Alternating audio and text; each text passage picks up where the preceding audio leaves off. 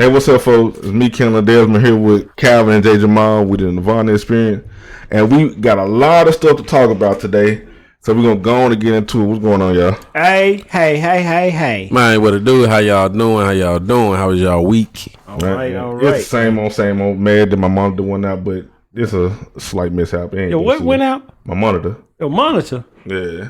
Oh, man. Bro, I had went in there, went to the bathroom, came back. It was just flickering black. I was like, what the fuck? Golly, man. Man, let the people know what we got today. We got a career high 33 questions, man. Yeah, so 3 big questions.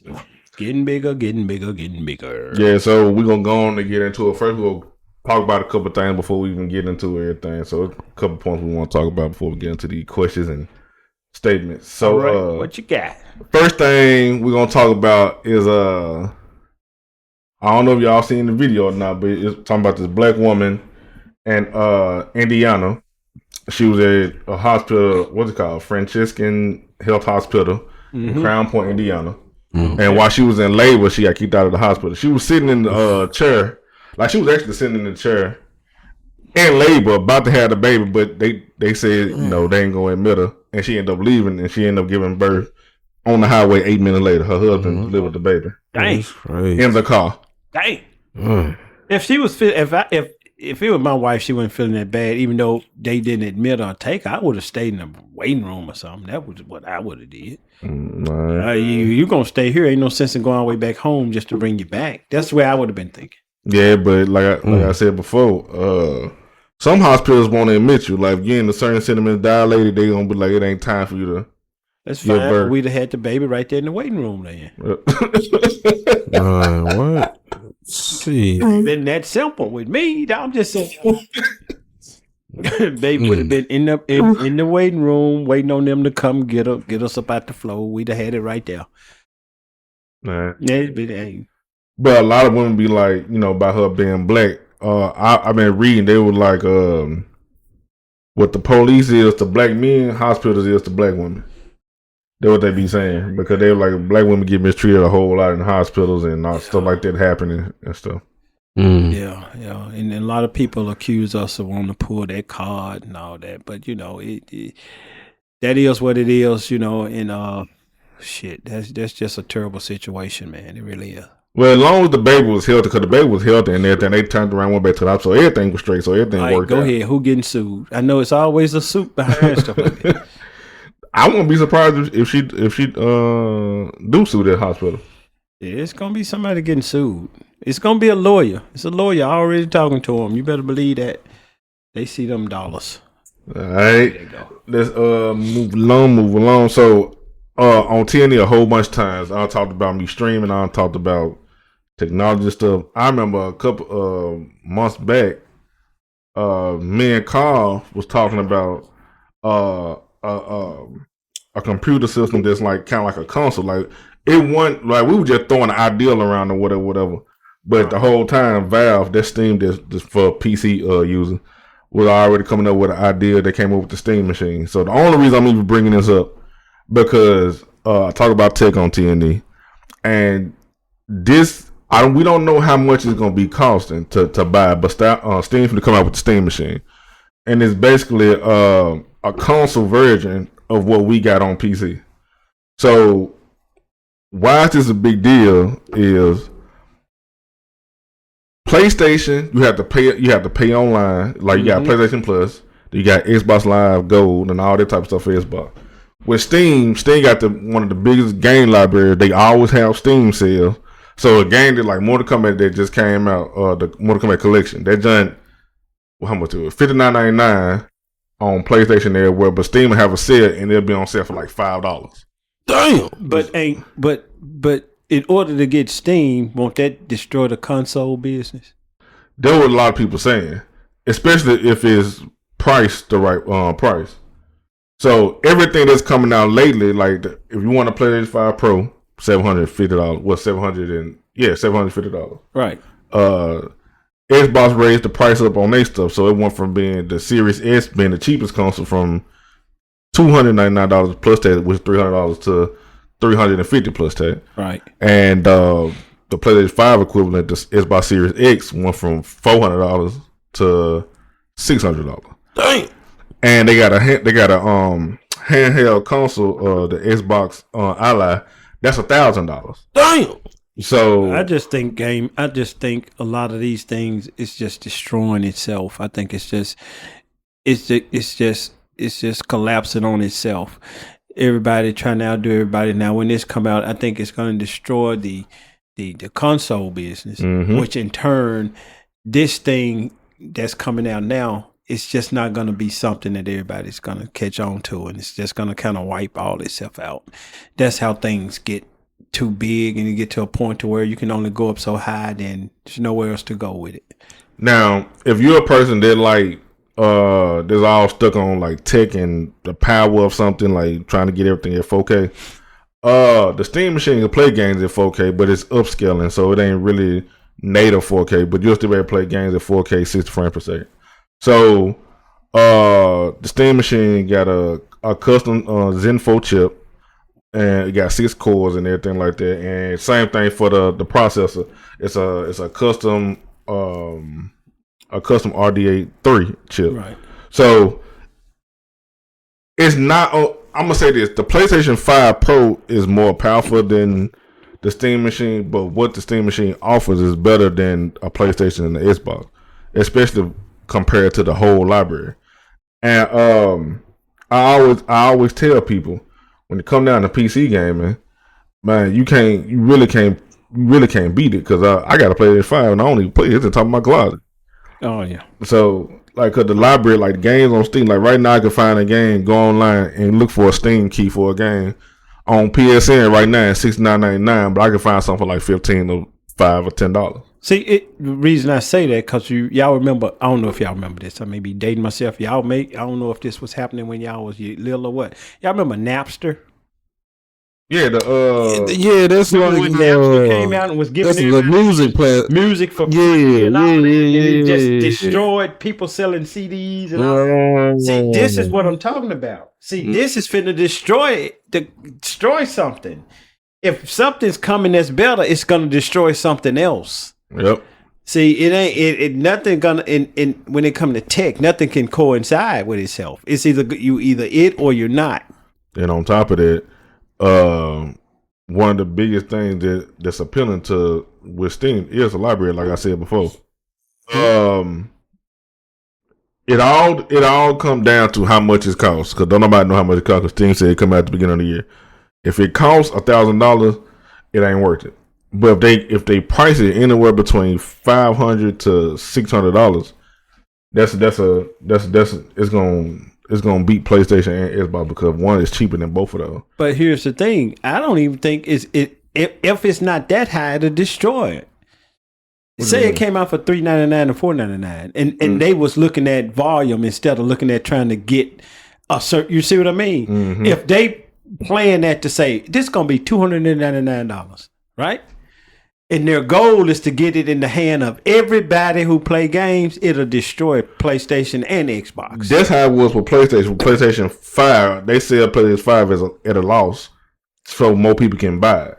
But it ain't got to be sold at a loss. It's got to be sold for the long run. Meaning, it's not sold at a loss, because if we get so many people to buy it, we making money. And at that price point, it's about the numbers, not the.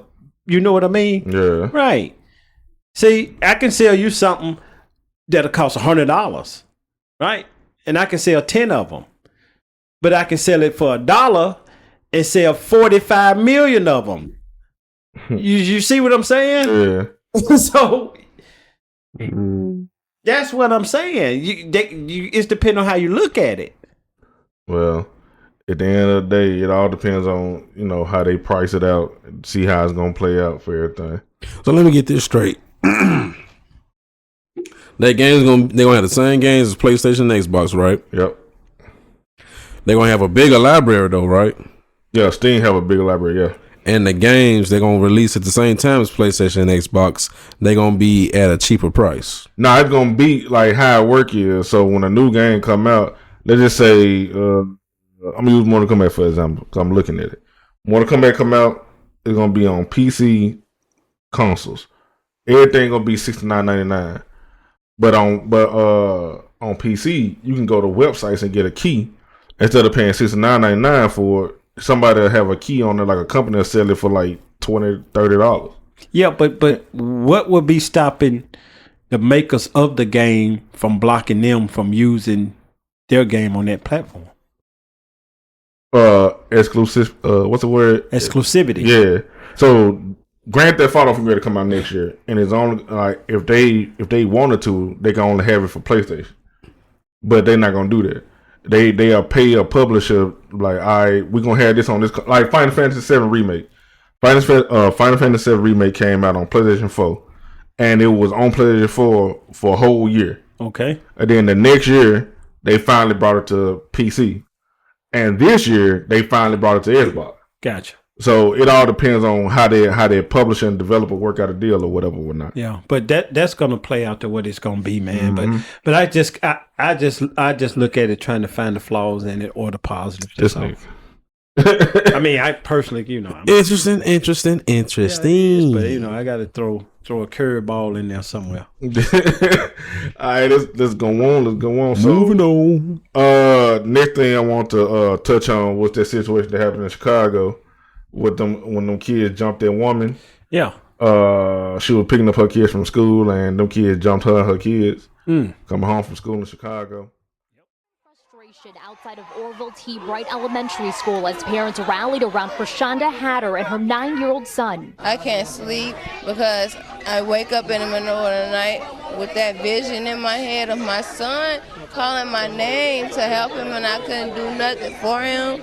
That really hurted me the most. The 33-year-old reported to police she was walking with her son when they were attacked by a group of kids. It happened near 106 and Bensley Avenue around 3 p.m. Monday, just blocks away from school. No mother should be that helpless and be targeted by children inside of her own community. State Senator Willie Preston met with the victim and her son as they called for a meeting with school administrators. The victim told NBC5 the incident stems from bullying at school. Meanwhile, Chicago police launched an investigation. Parents and other concerned residents demand answers. They say this points to a deep-rooted problem in the community. We need more help out here. Trump sending troops and stuff out here for that. Come send troops out here for these kids. We need these kids. Open up more programs for our kids. Police say Hatter and her son were taken to the hospital to be treated. Those who came out to support the family calling out the parents of the kids involved. What action needs to be taken is the parents need to be held accountable. Charges should be pressed. Charges should be pressed, and these kids should be expelled from school. Chicago Public Schools said it prioritizes the safety and well-being of students. The district in a statement said in part, quote, "We are horrified by the attack on this family, and we are working collaboratively with city departments and agencies to provide support to the victims of the attack. CPS is coordinating closely with the mayor's office, CPD, CHA, and other city departments to provide additional support to the family." As for the case, Area 2 detectives are still investigating. So far, no one has been arrested. What's your thoughts on that? It's just the way. My thoughts on it, man. It started home, man. Them kids, man. It's parenting, man. It just started the house with me, man. It just terrible parenting, and now the parents of those kids, now they want to start talking this. They need to shut the hell up, man, and just be lucky they ain't nobody slapped the hell out of one of them kids, or worse. Yeah, exactly. I agree. So it's just started the house with me. If it was anybody else, somebody would have got up and sworn all on kids. Like what you doing? What them kids doing? Jumping the mama and them kids walking home from school and all that type of stuff. But they just go to show you what type of place Chicago is. It ain't even just Chicago; it's just everywhere in America. Anywhere USA. Yep. Man. So they put the stigma on whatever city they want to put it on. Mm-hmm. Now you hear how nationwide how they say how terrible Memphis is, right? Yep. All right. Now what have y'all experienced in Memphis? Y'all live here, right? Not being biased at all, but I don't see what they talking about. Well, I do because but you see what I'm saying. Yeah. Of course, like I say, crime is in it. You can go any city USA. If you're in the wrong place, the people who live in any city will tell you, don't go over there. Don't go over there. They can magnify what they want to magnify. There you go. Yeah, there you go. That's exactly. But you ain't finna sit here and tell me Memphis worse than Chicago. I'm sorry, it's not. I don't think it is either. It's not. But they want to magnify Memphis for some reason, man. They got hidden agendas. Trust me. Elon Musk them ain't around here doing what they doing for nothing, bro. It's something going on.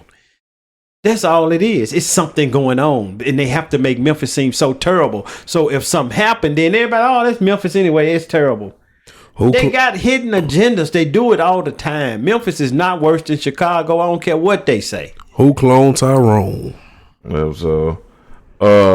Well, when I was doing the research about it to talk about it on TNE, found out that they started a GoFundMe, raised over $200,000 for her, got her a new house for her kids outside of the place where she was staying. I think she still lives in Chicago, but I don't think it's in the same neighborhood. And that's fine, man. And that's a good thing, man. And it's sad that had to happen. For this to happen, but I just hope she's in a place where she can maintain that.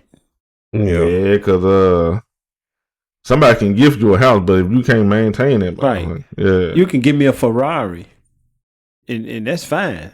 But I can't afford a Ferrari. Man, it ain't got nothing to do with whether I got the Ferrari note. It could be brand new car free. I can't afford to get the oil changed on it though. Yep. And that's what a lot of people don't be realizing. It's the maintenance on stuff like that. No. Yeah, that's the way they go. Last thing I want to hit on. I'm finally in the finishing touches of my second book. What? Yep. You right? This nigga. What? This man.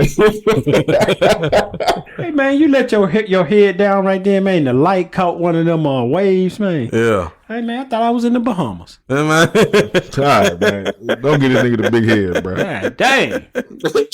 But I'm in the finishing touches of 360s, boy. Hey man, you gonna get the ladies over there getting a little, read the question, man. You wouldn't stun me. Over there, yeah. Man, I don't even know what to say. Uh-huh. But I'm in the final stages of, from Greater Published Starving Theory, Part 2, Reawakening. I went back, I looked at the manuscript and I went back and I changed a whole lot of stuff. So it's about 30 chapters in it. It's a light novel this time. It's about 30 chapters in it. It's a thick book. You said 30 chapters, or you write one page and said chapter 1. Is that what you do? Nah. I'm asking, man. I don't know. Y'all, he laughing, man. Don't listen to him. You said 30 chapters. When you said 30 chapters, man, I can pull a book out, man. Got 8 chapters in that book. That thick. So that's what I'm asking. You said 30. Well, I don't know how thick the book gonna be, but I know it got 62,000 words in it. 62,000 words. Yeah, so you came up with 62,000 words. Yes. You said a lot, don't you? Nah. I make sure I don't be redundant when I be writing and all that type of stuff. Man, I'm messing with you, man. Go ahead. But see, I told you, bro. I don't know who that was that said that last week. Said that James be the one that be laughing at everything, but that shit true. Man, it's funny, man. He just said, man, so you got is it thick? You came up with 62,000 words. He said, a lot then. But yeah, it's like 62 or 63. It's one of those 62 or 63,000 words. All right, man. That's what I'm about to hear. By the time winter started or midwinter, it been got published and everything. So just be on the lookout for that. Okay. Sound good. Right. Sound good. So let's go man to these statements and these questions. All right. Okay. All right. Before you start, I want to say I got something to say. Okay. All right. First of all, man, these two guys got on me, man. They say I be too mean on the podcast. Mm-hmm. Say a little bit too mean. So this week, man, I'm gonna be nice. What? Nobody's gonna trigger me this week, no matter what. Okay. Let's see how long I'm not gonna let no question or nobody's gonna trigger me. I'm gonna be nice. I'm gonna be cordial. I'm gonna be nice to all the questions. I'm gonna answer them in a nice monotone voice like I'm doing now, man. Hey, right. Ken, 2 minutes later, what is you talking about? What the fuck? We saw how long that lasted. But no, I'm gonna be nice this week. This my nice week. You saying it? No, go ahead. This my nice week though. This is gonna be a good episode, y'all. This my nice week. All right, we're gonna see. All right, let's start out. The Glamorous Gianna. See? The man. I'm gonna be nice, bro. All right. I'm biting my tongue. Go ahead. She wrote back again. This is what she said. She said, what did it say? It say, I heard the episode, and honestly, you didn't have to be mean to me. Damn. I don't understand why you had the tone you had with me. Oh. All I did was ask a question, and it seemed like you took it personally or something. Uh-huh. You don't have to worry about me listening or writing this show anymore. Oh, damn, man. You were about to pull out your belt, man. Gianna, first of all, let me say something to you. You're right. I told you I had no problem saying when I'm right. Ooh. She's absolutely correct, because this is a young person who had a question, and I'm sure she, writing a podcast, wanting our opinion. But you did just say something. You said, I act like I took it personal, because I'm going to be honest with you. I think I kind of did, because I'm an older person. Didn't mean to hurt your feelings, didn't mean to offend you, but I was just looking at what you were saying from your father's standpoint. That's why, even though it may have sound harsh, I didn't mean to hurt your feelings. And if I did, I'm sorry for that. I can't tell you whether you want to listen to the show or not. That's totally up to you. We wish you would continue to listen to the show. And if you do have any more questions, we wish you would write back. We won't be so harsh on you the next time, but I did take it personal, because we're trying not to get you caught up in the things that these older women are caught up in now, and they wish they didn't do. And they wish they had someone like your father that's telling them not to do these things. That's all. I was looking at it from that standpoint. I didn't mean to offend you. I didn't mean to hurt your feelings. Okay. And we can do nothing about whether you want to listen or not. That's totally up to you. We hope to keep you as a listener, but if not, we understand that too. But I did take it personal, because we don't want to see you make the same mistakes and go down the same road that all these other people go down. Then later on, you'll be writing a show asking about different things you've regretted doing. That's all. That no different from what your dad is trying to tell you. You may not have liked the way we said it, but the conclusion of it all was we was just looking out for your best interest. And I said it that way before I knew it. I may have blew up in the way I said it. And if I did, we're sorry. Some people can take it and some people can't. Everybody's different. Okay.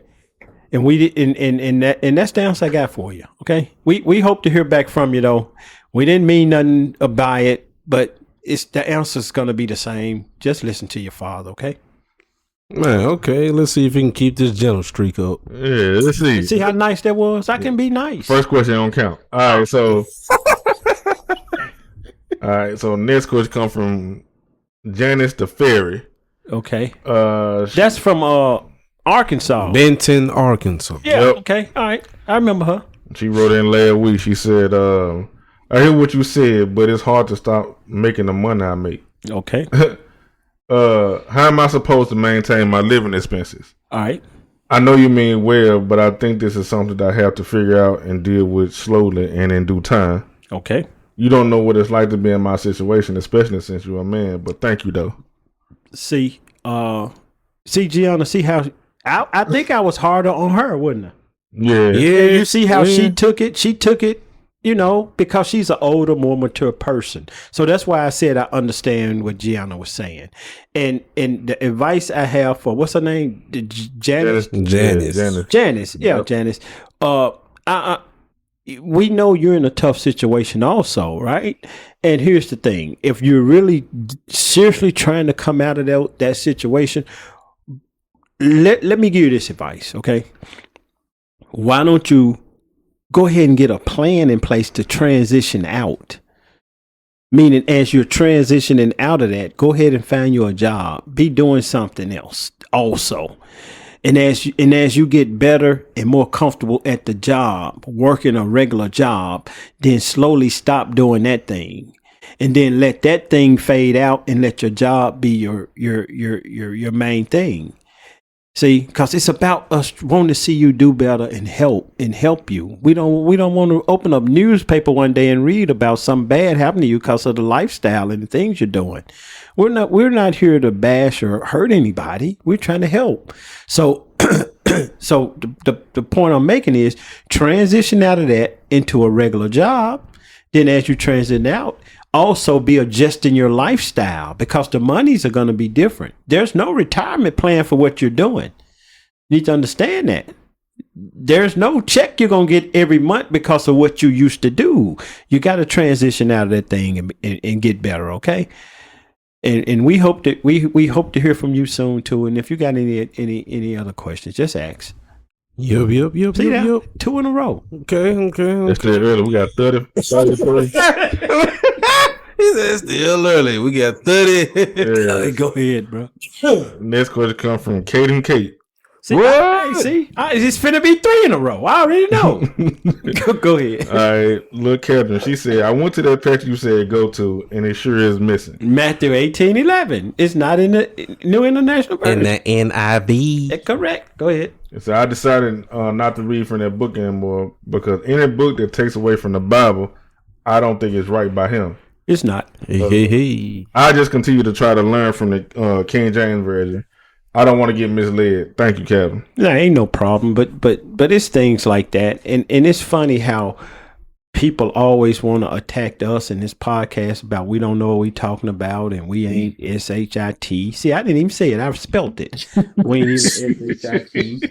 You see, and all those things. But yet, every time somebody asks us something, we come with the proof, even if it's not biblical. Yep. Even if I have to go to another source or another book, don't I bring the books? Absolutely. Quoted. So, and why is it the same people who say we don't know what we're talking about, they never bring the proof of what they're saying? They just talking. Okay, that's fine, no problem. But Kate, we're not going to steer you wrong. If you got any questions about anything you don't understand, you know where we're at. Okay. All right. I'm on the roll, boy. All right, we're gonna see. Next question comes from Jacqueline 97. That's my sister. Hey, little sis. All right, so this is what Jackie said. She said, "Hey, Calvin, this Jackie. Hey, Jackie. Corey, little sister, and I got a question. Sis got a question for me. You don't know I'm about to write this, but do you have any advice for me? Yes, I do. I get married next year in March, and my fiance is a damn good man. See, it's still good men out there. Nice ass nigga. Nice ass. Go ahead. He is not in the street. He works and take care of me and my son. Right. And he don't look for attention from other women. There you go. And he treats me like I'm a queen. Hey, you are. I never had a man treat me like that before. A couple of days ago, he told me something that hurt my feelings. Oh boy. He said that he wanted me to be softer. What does that mean? All right. I let him be in control of our house, and I don't talk down or undermine him as a man. Anything he asks me to do, no matter how small it is, I do it without hesitation. So I don't understand what he means. Right. Okay. Let me say this to you, Jackie. He said you need to be softer. Yep. He wanted her to be softer. Yep. Right. And you say you don't know what that means. Okay. Every relationship is different. My wife, James' wife, that may mean two different things to both of them. See, him telling his wife to be softer may mean one thing, which may not mean the same thing to me. So when you ask me, what do that mean? It ain't about you asking me what it mean, okay? Don't get mad at him. He's communicating with you. Instead of you getting mad at him and being upset about it, take a deep breath. Because he said it triggered you. So take a deep breath before you speak and then get with him and say, and then ask him. And then he's going to explain to you what he means. Because I can't answer that. No other man on the earth can answer that but him. Because see, soft to him may be different from me. I may like my wife to punch me in the face. Cook it. You see what I'm saying? But you see the point I'm making. You see, man, I'm being nice, Jackie. You see how they do me over here? See how they do me? Right. But no, the point I'm making is every man's different. You need to find out what his definition of soft is and exactly what he mean when he say soft when it comes to you. It may be the way you're saying. Hey, man, can I answer your sister, man? No,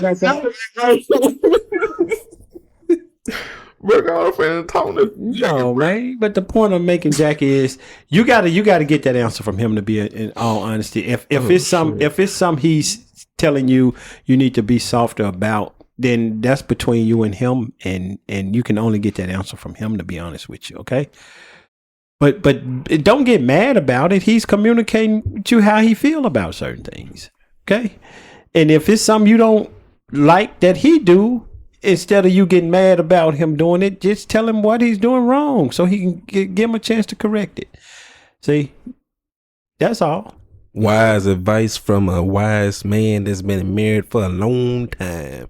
And he gonna get something from me too. I've only been married for about 5 years, so listen to him. He damn. I knew he wasn't gonna be Jim. I knew it. He just broke it. I knew it. I called him. I brought it out. Come on, bro. But no, man, he is right. Communication is key. What's the saying? Communication rule a nation. So yeah, y'all just gotta understand what y'all want. Right, and when if he, you know how many men would keep that to themselves and won't even say it because they know that might trigger my woman and I don't want to upset and all that. At least he's telling you. Yeah, so don't get mad at him. He a good dude, and just communicate with him. Just talk to him about it. Don't get mad. Ain't nothing to get mad about. Yeah. Man, Jack, you know what that nigga talking about. I'm kind of rough around her. Tell hey, she hard, ain't it, kid? Yeah, rough. She was in the military. Oh yeah. That's what. You be telling me there you go. Boot camp Jack.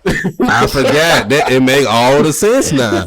And now it make all the sense. You ain't know you was in the military. I forgot she was in the military. They drop and give me 50. God damn. She was in the military for 11 years. So and she finally, home and retired from that shit. So Jackie, you know how you be. You know how you be when me and you get together and we get together with our other sisters and all that type of stuff. You more nigga than I am. Oh, dang. Can you imagine somebody more nigga than Ken? Yeah, so damn. You know how that. But no, but in all seriousness, just communicate with him and find out exactly what he mean, and then y'all can take it from there, and it'll work itself out. Yeah, cause he a good dude. Like I know this nigga. He a alright dude. Yeah, don't have him doing push-ups over spoiled milk. Stop being so damn rough. Maybe that's it. Let him win at arm wrestling sometime. Man, damn. All right, let's move along. Moving on. It's crazy how this work out. Lord Genre, our uncle. Okay. It's all in the family. Keep it in the family. All in the family. It's Archie Bunker week. Now, see. This man said, you know what? It's all good. All right. I know you said don't write back to this podcast, and I'm cool with that. Okay.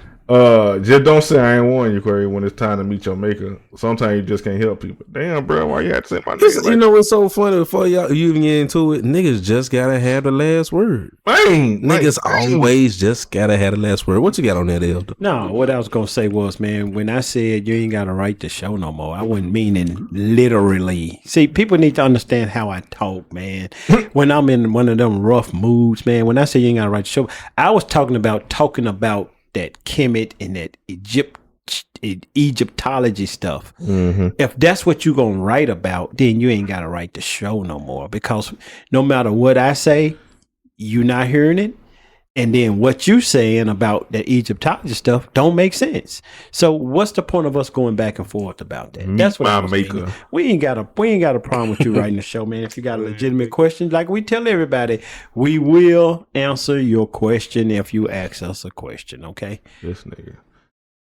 That's all. That's all we're talking about, man. Yeah. I don't. See, I was even nice right there.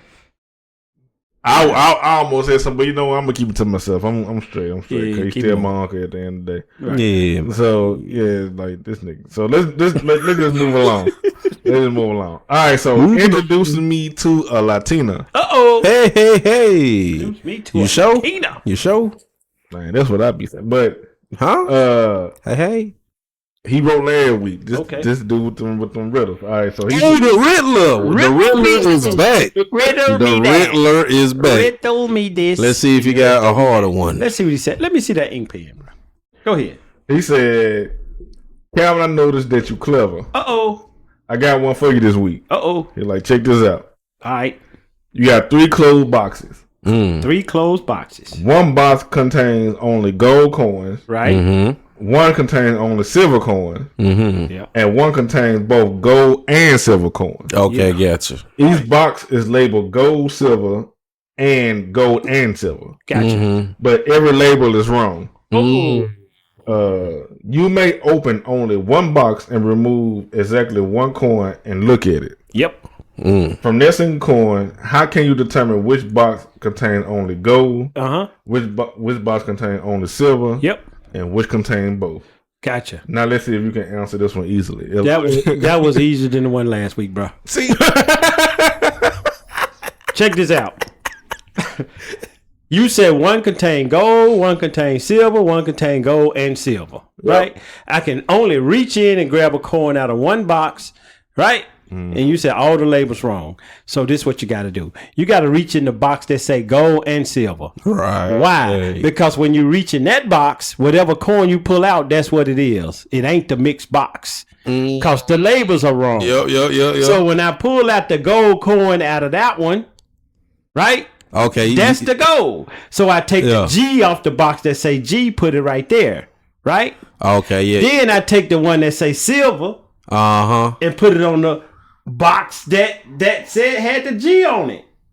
That's the silver. I gotcha. Because and the one that says silver is the mix. Come on, bro. You got to get me. You got to get me better. It's simple though. I'm gonna tell you what made it simple. Easy, bro. When you said the labels gold and silver, and then the labels are all wrong. That's all you gotta do. Automatically go to the box that's got gold and silver on there. Right, because that ain't the one mix. It ain't gonna be mixed. It's gonna be whatever it is. It's the wrong label.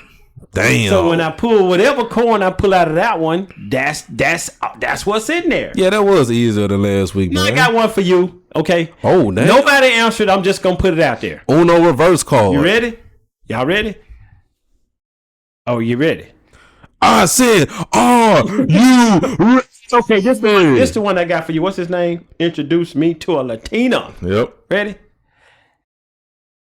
A man with no arms has a gun in his pocket. Is he armed?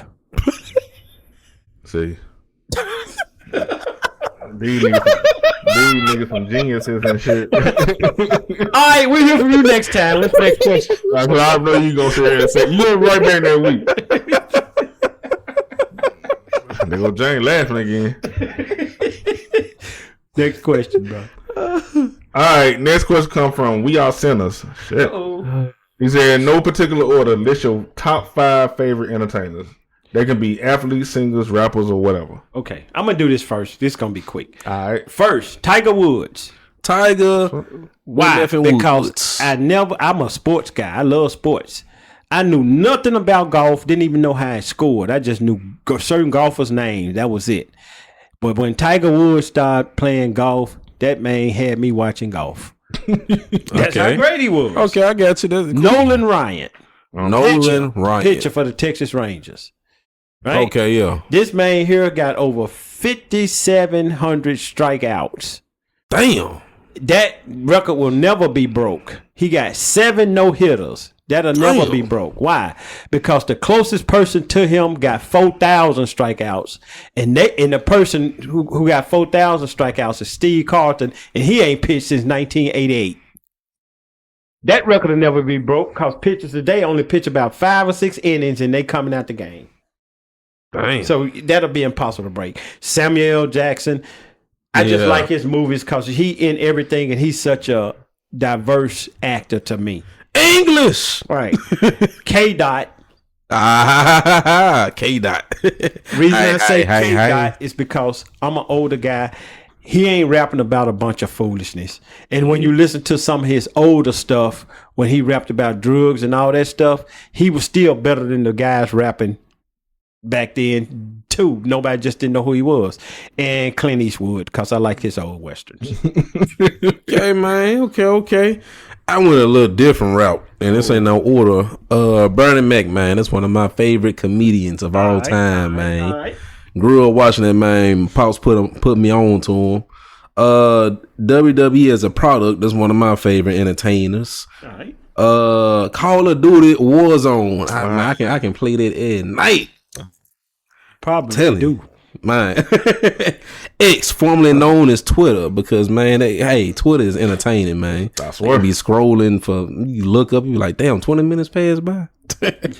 And the questions I get from the listeners, or we get from the listeners, TNE, y'all are entertaining. I look forward to that every week. Yep. Those are my weekly entertainers. I went by a weekly basis. All right, so my top 5 is Michael Jackson.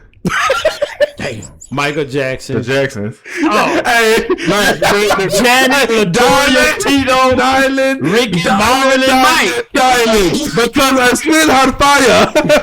But they different. Like, Michael Jackson is a solo artist, plus, the Jackson. I don't really too much care for the Jackson 5, but the Jackson. So it's Michael Jackson. The black Michael Jackson. The white Michael Jackson. Hey, you better hurry up, man. I said I wasn't going to snap. You keep going. The foreign Michael Jackson. All right, so look, Fabio Jackson. The Scarecrow Mike and the R and the Wiz. We niggas, bro. He's on down the road. God damn. Go ahead, man. We got a lot of questions. So this how it is. It's Michael Jackson. Yeah. Then it's the Jacksons. Mm-hmm. Then it's Eddie Griffin. He my favorite comedian of all time. Yeah. Okay. Cool. Bill Burr. Okay. Yeah. He a comedian. Yeah. That nigga. Oh, I know you're talking about. Bill Burr. That man funny as hell. Yeah. And 50 Cent. Okay. Yeah, I forgot you do love 50 Cent. Yeah. So the old 5 entertainers, my favorite entertainers of all time. All right. That was a cool question, man. Cool question. All right. Let's move along. Fake Gucci bag. Fake Gucci. Shit. What do you think makes the perfect villain in a movie or a show?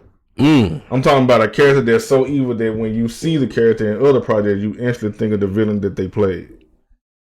Well, the one for me, and it ain't so much that he was so evil or wicked. It's just the way he looked and his mannerisms in the movie. Every time I see him in something else, I just automatically see him as that character. The dude who played in The Matrix, Mr. Anderson. No, what was his name? Damn, what was his name? I forgot. Every time I see him in anything else, I just automatically think about him playing that role. Yeah. You know what I'm saying? I know who you're talking about. Yeah. I forgot his name, though, right. but I know who you're talking about. Yeah. That's it for me. But see, I guess. I'm the same way when I see Lawrence Fishburne. Because every time I see him, I think about Ike Turner. I'm dead serious. Bruh. I go Ike. Same thing with Angela Bassett. I think about Tina Turner. Because like for years, I thought that was Ike and Tina for real. You thought that was them for real? Yeah, I ain't know no better. That movie came out when I was born. Some things, man, just keep it to yourself. I'm just saying. Just keep it to yourself, bro. You ain't got to tell everybody. I'm just saying, bro. You thought that was Ike and Tina for real. Because I never seen how they look for real. You never seen Tina Turner before the movie? No, I didn't know that. Because, like, when I saw Ike Turner over here, man. Bro, see, these niggas be laughing at me. Bro, when I saw Ike, the real Ike Turner, I'm like, who the fuck is that? Because, like, Lawrence Fishburne, tall, lanky, light skinned. And Ike Turner, he's short and skinny and dark. And so I ain't like, they. So when you seen the movie What's Love Got to Do With It, you thought that was Ike and Tina for real? Yeah. Remember they showed them young. But I don't, this shit don't count. Screw up with them? Yeah, so, bruh. Yeah, bro. I thought that was them, bro. See. Oh shit, James, bro, what you got? What you got? I don't have air. That's what I don't get. I need some air. God damn. Oh, hey man. So, to me, it's about how committed and convincing the actor can embody that character when they playing. They gotta get the full characteristics of the role, and the guy for me is Giancarlo Esposito, Chicken Man from Breaking Bad. Oh, Gus Fring. Gus Fring, man. Yep. He can be in Far Cry. He can be in The Boys, JV, no matter what it is. See him as that dude. I just see him as Chicken Man. Because I ain't never saying a lot. That man played the hell out that role. Man. I ain't even like how he even died. I was like, this man, I like, nigga, how you still moving when your face gone like this? Man, it's just how he even talk. He just talk like a villain. Right. His whole embodiment is just villain. What's the dude name play on Fresh Prince of Bel-Air? Carlton. What's his real name? Alfonso Ribeiro. That He's. I don't care what he in. That's Carlton. Hell yeah. It ain't a villain, but you see how people get stuck in they role. Yep, typecast. I don't care whatever I see him on, man. That go Carlton. You look. Carlton doing American Funniest Home Videos. So it's just certain people get stuck in them roles. Man. That's a curse of being too good at your job, bro. Dang. It ain't necessarily being too good at the job. I don't think. I just think that they be too good at their job. All right, bro. I just said that, bro. I've been around you too long. I just said this shit, bro. It didn't count, man. It came from you. Hell no, man. It didn't count. It came from you, man. You believe Ike and Tina is all right, man. Larry Fishburne and Angela Bassett. Oh, bro, what James explained is he's talking about the embodiment of the character. The character that fits Lawrence Fishburne to the T to that. Some people just fit, they just play the character good. Just like I don't think nobody else could have played Ray Charles like Jamie Foxx. Like Jamie Foxx did. Yeah. So it just might even look like it. It just be characters like that, man. So some people be perfect for the role. Let's move on to this next one. Moving along. So Sarah, what they say? Sarah Nopel. Sarah Nopel 65. Yeah. All right. So she said, "My name is Sarah from Nevada.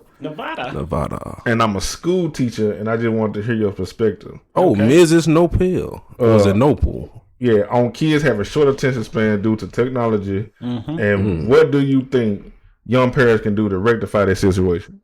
Nothing. What can parents do to make their children want to learn outside of an iPad? Here's the problem. And I sincerely believe this.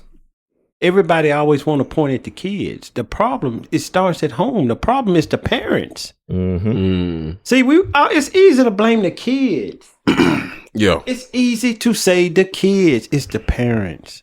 And we need to understand something. We live in a society, man, where a lot of these kids, this is going to sound bad what I'm about to say, but I'm going to be nice when I say it because I said I'm going to be nice. A lot of the problem is, man, we got a whole lot of people walking around here today, man, because a lot of these people, parents went to the club that night. Mm-hmm. It's just a lot of these kids, man, are on their own. Yep. It's a sad state we're in, man. It's a sad state we're in. Nobody's doing anything the right way. A lot of people on this earth is because your parents met in a club and they didn't know each other and you happened. Well,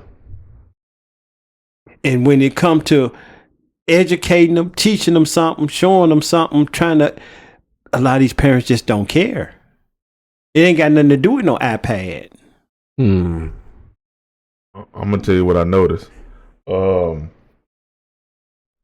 it come down to the iPads and technology and stuff like that, most parents get a kid the tablet, the phone, or whatever, just to make them be quiet and get them out their face. That's what I said, because they wasn't planned. They here because you happen to was lustful. You just happened to did what you did that night you went to that club. So they ain't interested in the kid. They still trying to be something else or live their life, and the kid just happened to be there. So since the kid there, I don't want him bothering me. Look at this iPad. Cut that TV on. Here go a video game. Here go some music to listen to. You know how many kids go to school and they don't know their mama name? They just know them as mama. I'm serious. Yeah. They don't even know their parents' real name. They just mama. They don't know their address. They don't know their no phone number. These parents, it's the parents. It ain't the kids looking at no iPad. It's the parents taking the time with the kids. It's the parents making sure their kids know how to read certain things by the time they school age. Make sure they know how to count to 10 or 20. Making sure they know their ABCs. Make sure they know how to spell their name. Making sure they know their mama's real name, their address. Just basic things. Exactly. Yeah, it has to be that connection. Thinking about their damn kid. They thinking about when they gonna turn up Friday night when they get off. Well, why do you think them kids jumped a woman in Chicago? You think their parents was studying them? No. Good point. That's the problem. It's got to start at home. It's just got to start at home.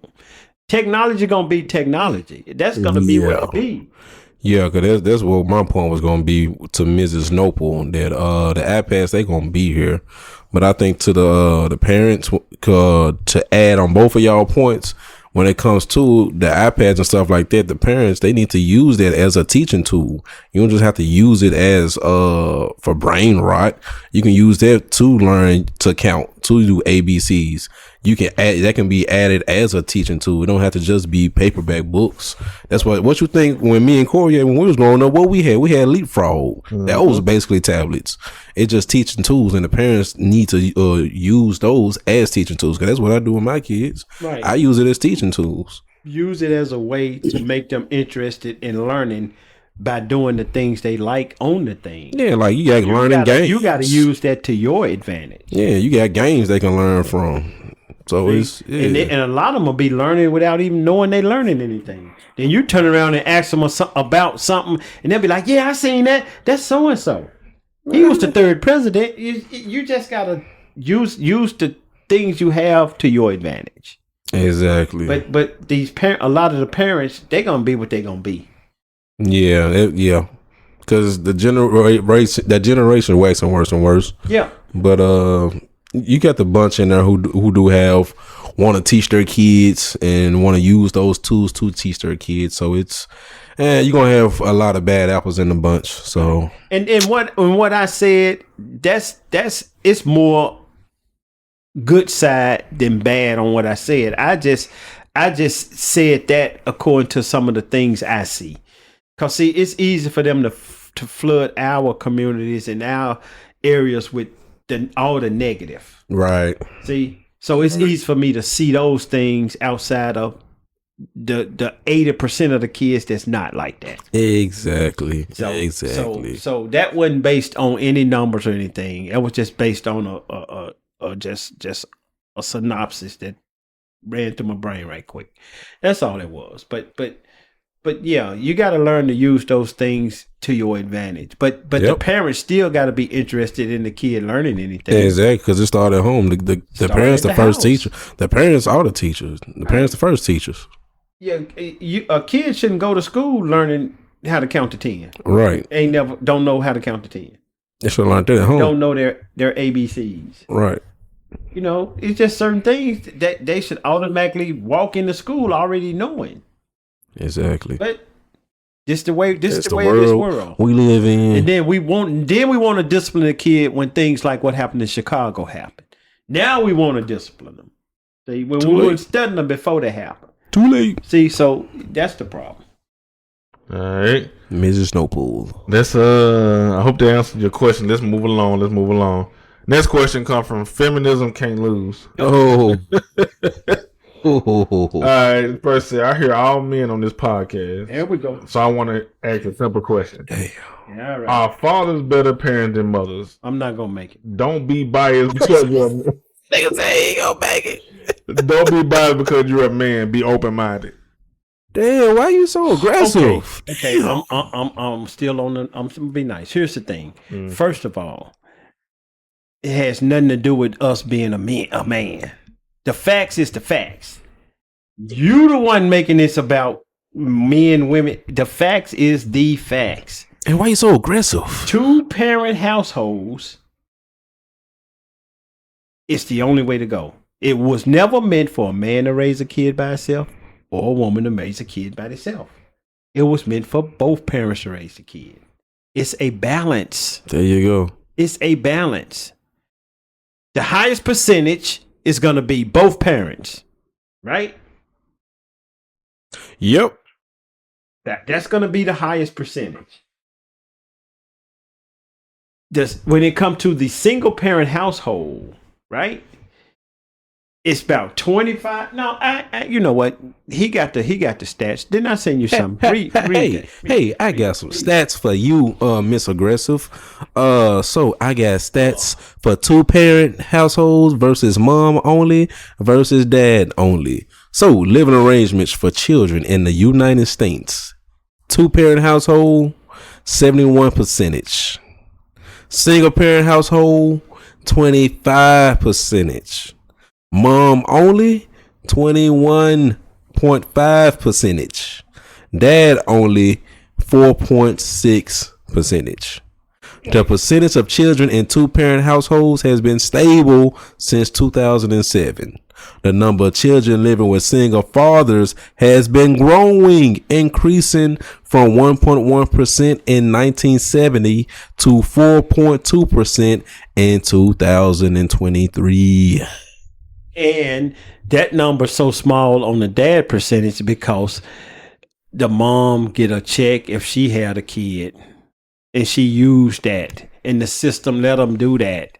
And it ain't got nothing to do with me being a man.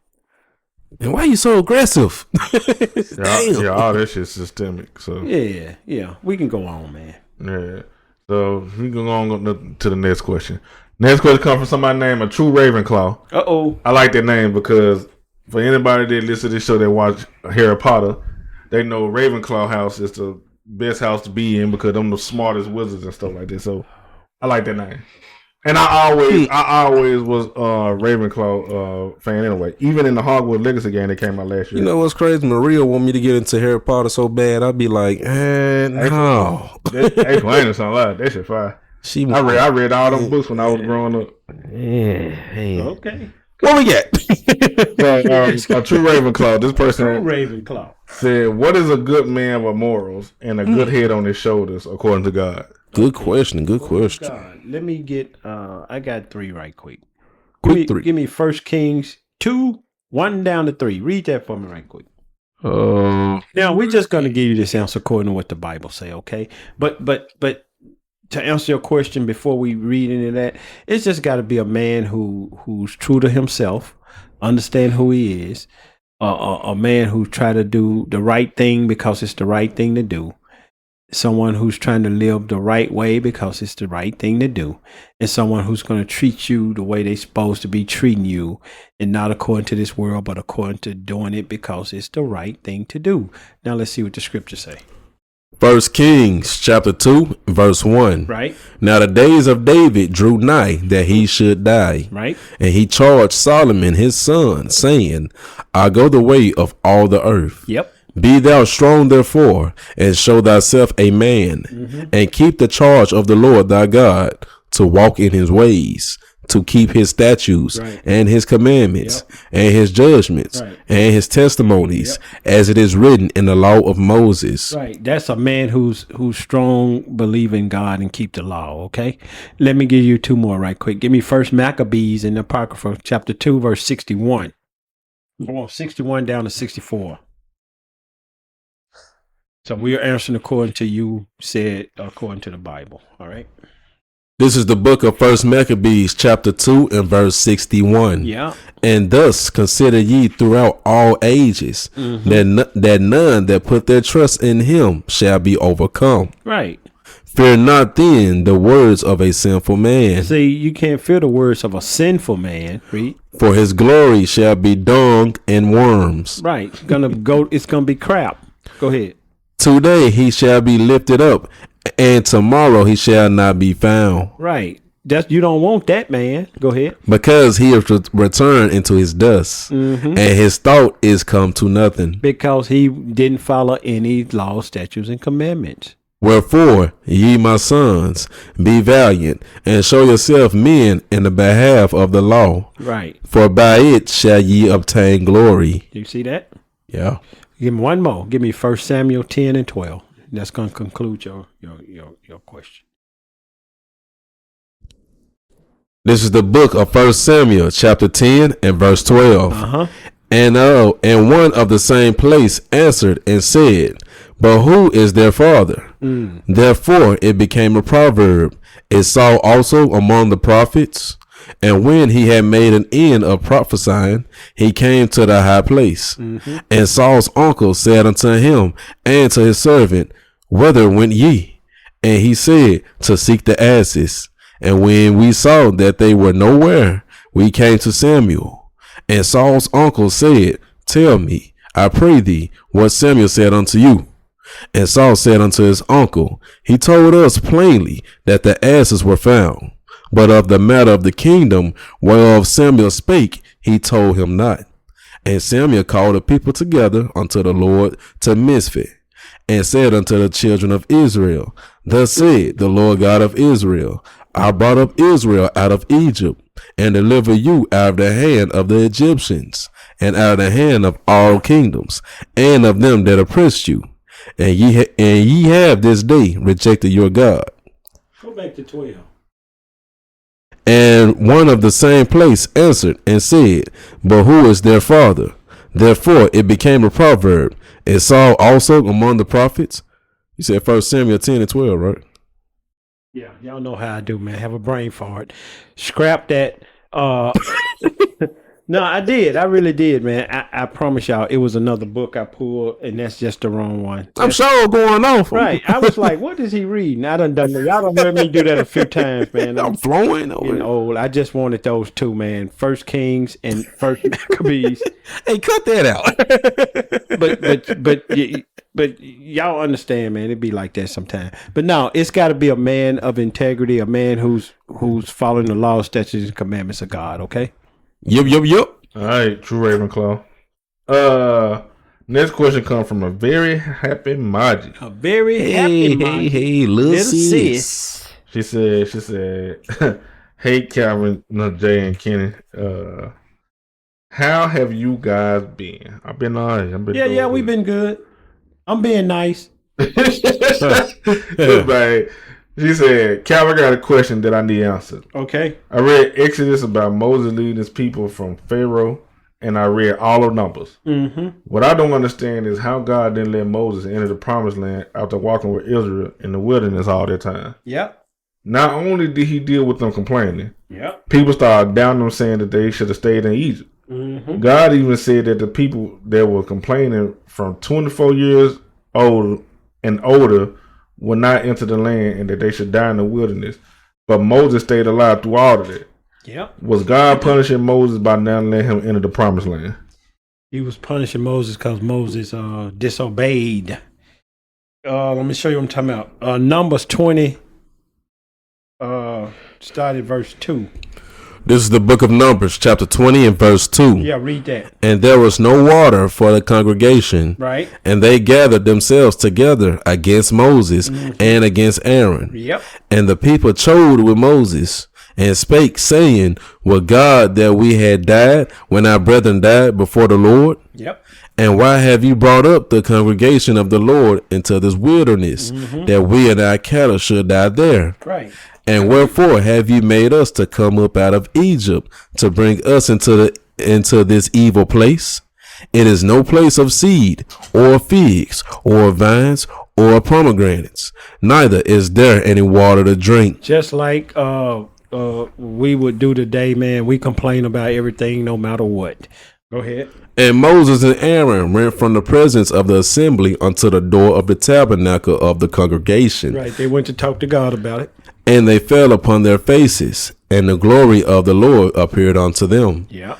And the Lord spake unto Moses, saying, Take the rod, and gather thou the assembly together. Right. Notice what he's telling Moses to do. This is the key. Keep reading. Thou and Aaron thy brother, and speak ye unto the rock. Say that again. Take the rod, and gather thou the assembly together. Thou and Aaron thy brother. And do what? And speak ye unto the rock. See what he told Moses to do? He told Moses to speak to the rock. But when Moses got to the rock, Moses got upset, and Moses didn't speak to the rock. He hit the rock. You see the difference? And people be like, what difference do it make? It make a big difference. First of all, God didn't tell him to hit the rock. God told him to speak to it. And if he's speaking to the rock, then people will see it and say, that must be God doing that. That's the power of God. But when he hit the rock, It's like he broke the rock and water was behind it. And it was like Moses did it. You see that? Keep reading. I'm going to show you what I'm talking about. And speak ye unto the rock before their eyes. Right. And it shall give forth his water. Mm-hmm. And thou shalt bring forth to them water out of the rock. So thou shalt give the congregation and their beasts drink. Right. And Moses took the rod from before the Lord, as he commanded him. And Moses and Aaron gathered the congregation together before the rock. All right. And he said unto them, Hear now, ye rebels. See, now, did God tell him to do all that? See, Moses mad. He calling them rebels and everything. Yeah. Go ahead. Hear now, ye rebels. Must we fetch you water out of this rock? See, now, did God tell him to do all that? No. Okay, go ahead. And Moses lifted up his hand, and with his rod, he smote the rock twice. Did he speak to the rock or did he hit the rock? He smote the rock twice, and the water came out abundantly, and the congregation drank, and their beasts also. So to them, it was just like Moses did this. Keep reading. 12. And the Lord spake unto Moses and Aaron, because ye believe me not, to sanctify me in the eyes of the children of Israel. Right. Therefore, ye shall not bring this congregation into the land which I have given them. You see that? That's why they didn't get a chance to go in. Damn. That's it right there. Yeah, it's right. plain. And y'all need to understand something. Moses was about 120, I think, when he died. Oh. And the Bible say Moses still had his full eyesight, and Moses still had his full strength. Dang. So it wasn't about him being old. It was nothing wrong with Moses when the Most High took him. It was just time for Moses to go. It wasn't meant for Moses to go into the land and do the things that Joshua was going to do to secure the land. That was for Joshua to do, not Moses. So Moses had done and fulfilled everything God needed him to do. Y'all see that? Go to Deuteronomy 34:7. Let me show you what I just said. I told you I gotta prove what I say, because anybody else can come on the podcast and just say anything, and you know it's fine. But we gotta prove what we say, because we don't know what we talking about. The book of Deuteronomy, chapter 34 and verse 7. You see how nice I said that, though, then? And Moses was 120 years old when he died. Right. His eye was not dim, nor his natural force abated. See, there was nothing wrong with Moses when he died. Right. Go to same chapter. Go to 10 down to 12. Verse 10. And there arose not a prophet since in Israel like unto Moses. Y'all see that? Read again. And there arose not a prophet since in Israel like unto Moses. That's from then until today. Damn. Whom the Lord knew face to face. See, everything he did with Moses, it was the Lord himself dealing with Moses.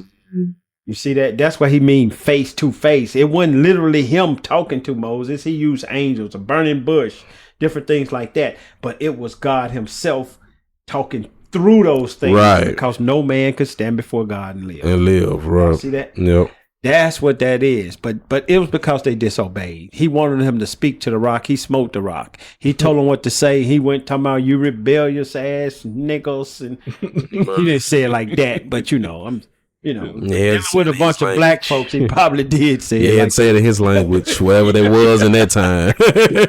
But yeah, that answers your question, Margie. And just keep doing what you're doing, little sis. You're on the right track. You're doing the right thing. And we'll hear from you soon. Hey. Go ahead. What else you got? All right, next question comes from DeJuan Jackson, 2004. Young guy. All right, so he said, he was like, what up, my name DeJuan from Houston, and I've been following this show for a long time. All right. H-Town. I never had the need to write in, but I do now. Okay. I have a question that needs to be answered. Gotcha. When Daniel prayed to God and the king threw him in the lion's den, right? Why wasn't the king mad at him for surviving? The whole reason he was thrown into the den was because he prayed to God, but now he ordered his men to take him out of the den, and not only that he made decrees in the knowledge of God, and he said it was the living God. I just don't understand that line of thinking. But here's the thing, you don't understand the story. If you understood the story, it'll make sense. You just reading the story with not understanding what's going on. You need to understand something. King Darius. Yep. Darius did not want to even put Daniel in the lion's den. Sure didn't. Darius liked Yep. Daniel. Yep. He hated he had to do that. Yep. But because the people tricked him, it was the people that tricked him into putting Daniel in there. Because the people was jealous of Daniel because Darius loved Daniel. Yep. That's the reason. I'm gonna prove to you what I'm saying. Give me Daniel chapter 6, verse 1-3. This is the book of Daniel, chapter 6 and verse 1. It pleased Darius to set over the kingdom 120 princes, Right. which should be over the whole kingdom. Yep. And over these three presidents, of whom Daniel was first. See, Daniel was all the people he put in charge. He put Daniel over them. So it was all them people below Daniel that was mad at Daniel and jealous of Daniel because the king preferred Daniel. You see that? Is that down to 3?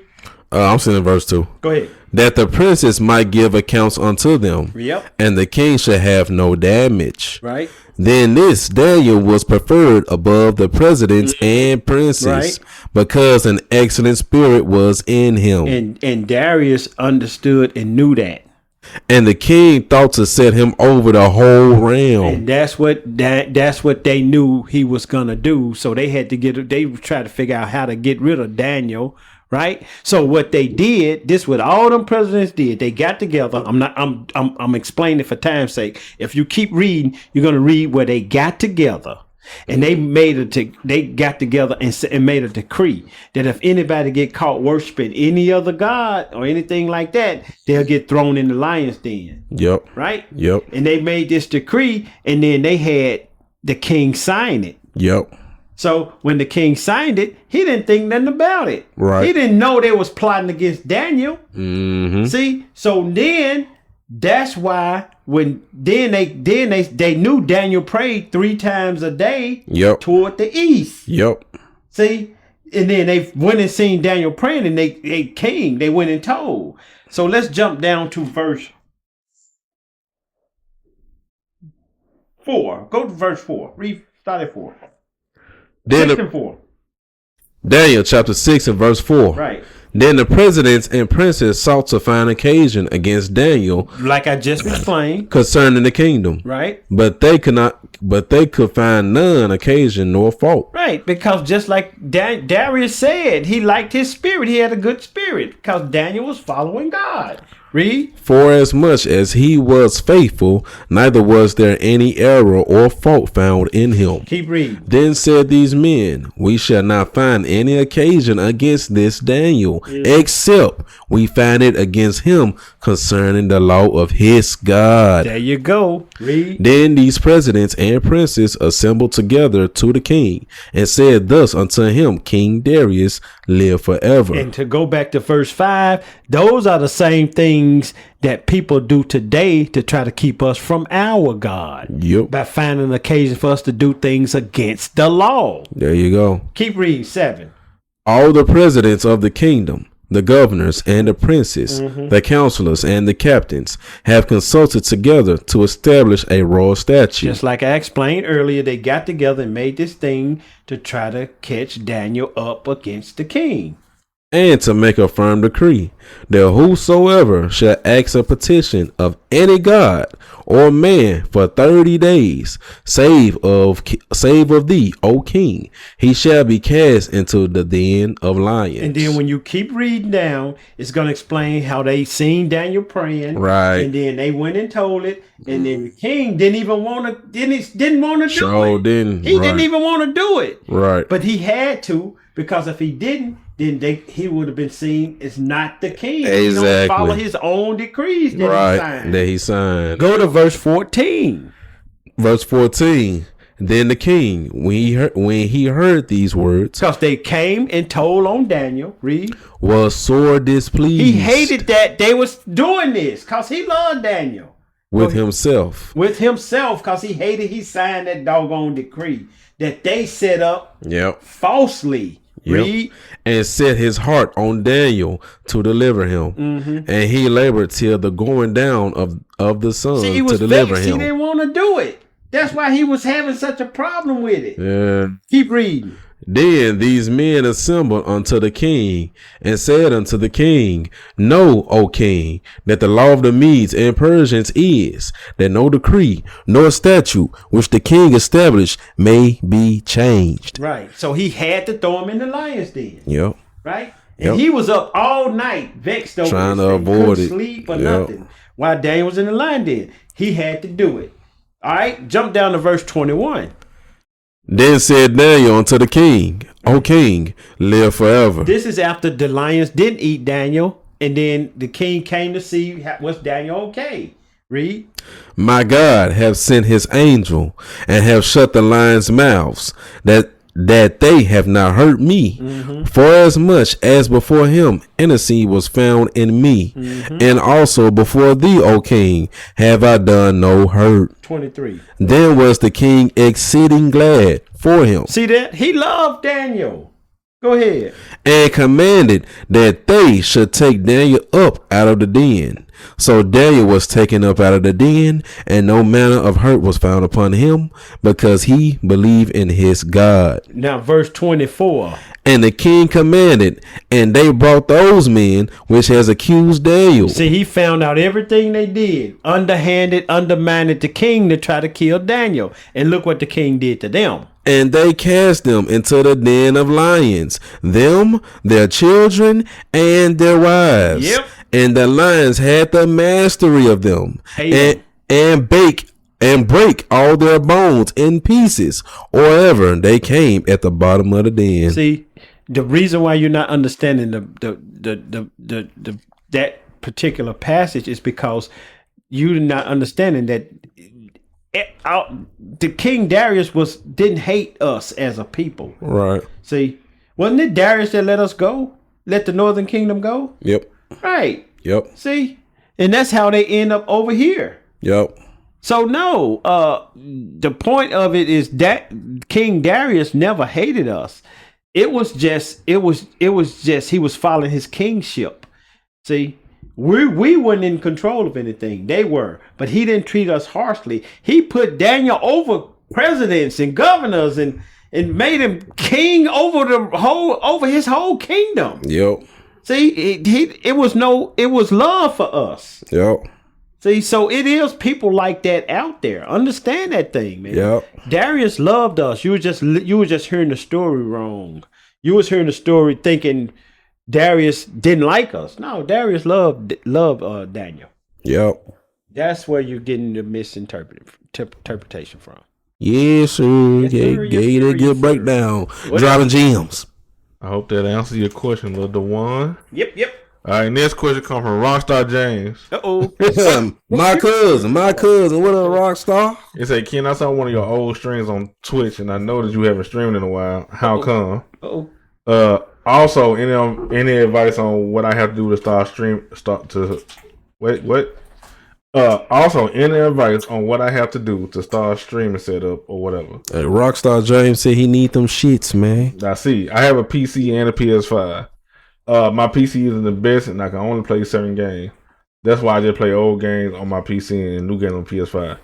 Bruh, this actually ties into perfect with what I talked about earlier with the Steam machine. So, by your computer not being the most strongest, I don't know if you have an NVIDIA card or an AMD card, but by you not having the best PC, I advise you to get a capture card, because you'll be able to stream your games from your PS5 while you streaming your PC, and it's not using resources from your computer. You using all the resources from your PlayStation. And if you can, get the Steam machine when it come out, if it's priced reasonably, because you'll be able to play PC games and load Windows onto the Steam machine and all that type of stuff.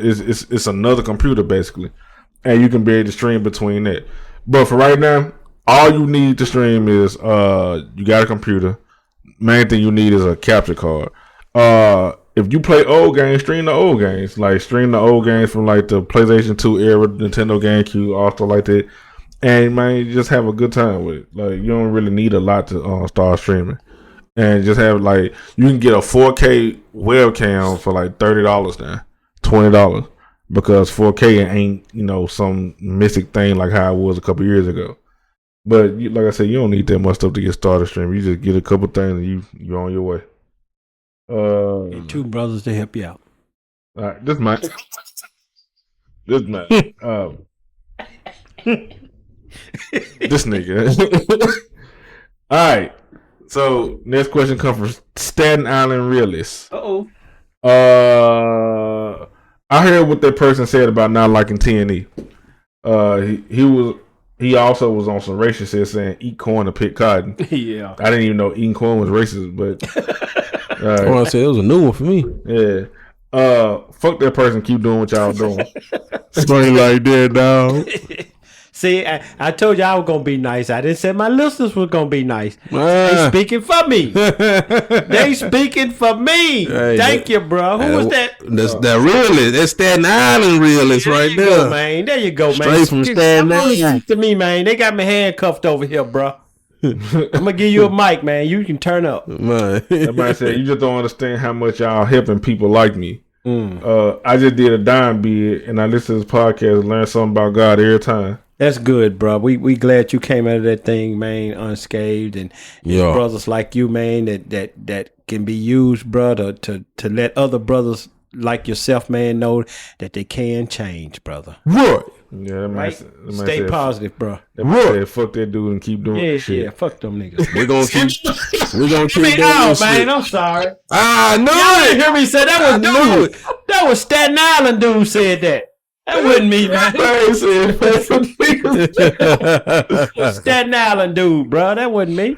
Staten Island said that. All right, let's speak for me this week. Matchbox and Hot Wheels. That's the name of the next person who sent something in. Matchbox and Hot Wheels. I ain't never had a Matchbox car, but I had a bunch of Hot Wheels. But that man said they the same thing, ain't it? It's just different brand. Yeah, I got you. The man said, have y'all ever heard of the Rugrats theory? When I read about it, it made me look at Rugrats completely different and it's kind of borderline scary. I talked about this about a year or two ago on TND about the Rugrats theory. I forgot exactly what the Rugrats theory is, but I talked about it on the show. Got something to do with somebody dead and they really not there and all that. I guess. Yeah, I heard that a long time ago. Yeah, so my son used to look at Rugrats. I know what you're talking about. Yeah, so like you can go on the TikTok page and this like James got a clip of it up there. I might insert the clip, I don't know, but or you can go back and listen to the old episode. I only remember what episode. You know what? To make it easy, I'm just gonna insert the clip. The Rugrats theory. The gist of it. The Rugrats babies was really a figment of Angelica's imagination. I know everybody know what the Rugrats are. So so the story goes. Chucky died a long time ago along with his mother. That is why Chaz is a nervous wreck all the time. That's Chucky daddy. Tommy was a stillborn. That is why Stu was constantly in the basement making toys for the son who never had the chance to live. If you know anything about Rugrats, Stu was always in the basement making toys and coming up with inventions and stuff for babies and shit. All right, so the DeVilles had an abortion. Angelica could not figure out whether it would be a boy or girl, thus creating the twins. So the DeVilles was Phil and Leah, mom and daddy, right? So they basically saying that all this shit was a figment of Angelica's imagination. So if anybody remember, the Rugrats had a spinoff called Rugrats All Grown Up. So it's gonna go into that. They say, as for All Grown Up, Angelica was a bipolar schizophrenic who as a teenager became addicted to various narcotics, bringing her back to her childhood, thus creating a world in her mind that she obsessed over. Because of the time lapse between the present and the last time she interacted with her imaginary world, she made them older. Angelica was constantly taking hits of acid, so she would never have to live without her creations. To her creation was her only company in a judgmental world. Angelica's mom actually died of a heroin overdose. Angelica has schizophrenic disorder because she was a crack baby. That's not funny. Additionally, Drew, in his depression, married a gold-digging whore who Angelica idolized as a high-powered businesswoman because she fooled herself into thinking it was her real mom. However, she always had a concept of her mom, Cynthia. She used a Barbie doll to mirror her birth mother's image, wearing an unwashed orange dress and jacked up hair, which is why she was so attached to it. God damn. Damn. See, like, that shit, because, like, Cynthia did like a little crack, like, God damn. All right. It say later in life, she followed in her mother's footsteps, dying of an overdose at age 13, when all grown up was cancer. Bruh. Though I said, bruh, like, this should make you look at your childhood cartoons and stuff super differently. But I ain't start, look, I'm going to tell you how the algorithm and how stuff be listed to us. I ain't started seeing none of this shit until James got on TNE and was talking about that movie. That's the crazy part. Cause I don't remember the episode because it's so long ago. Y'all know the Scooby-Doo theory? It's another theory out there. No, I ain't never heard of them. The Scooby-Doo theory is that Shaggy is high. I heard he is the only one can hear Scooby talking. That's why Scooby talk the way he do. And why do you think Shaggy always want to eat? He got the munchies. Yeah, I heard that. Yeah, it's a few theories out there with different stuff like that. I ain't know that. Right, Shaggy high as hell, and and Scooby. I mean, you listen to a dog talk, bro. Come on, really? And you know this on Family Guy. Who could hear the baby talking? Really, they don't hear him talking. Only Brian hear him talking. And other babies, yeah. Right. But they'll have you. It's kind of like the Sixth Sense. You seen the Sixth Sense? Yeah. It's kind of like that. But only the dog hear the baby talking. Brian them don't hear him talking. They just, it sound like you may think they're talking to him like he's talking, but they're not.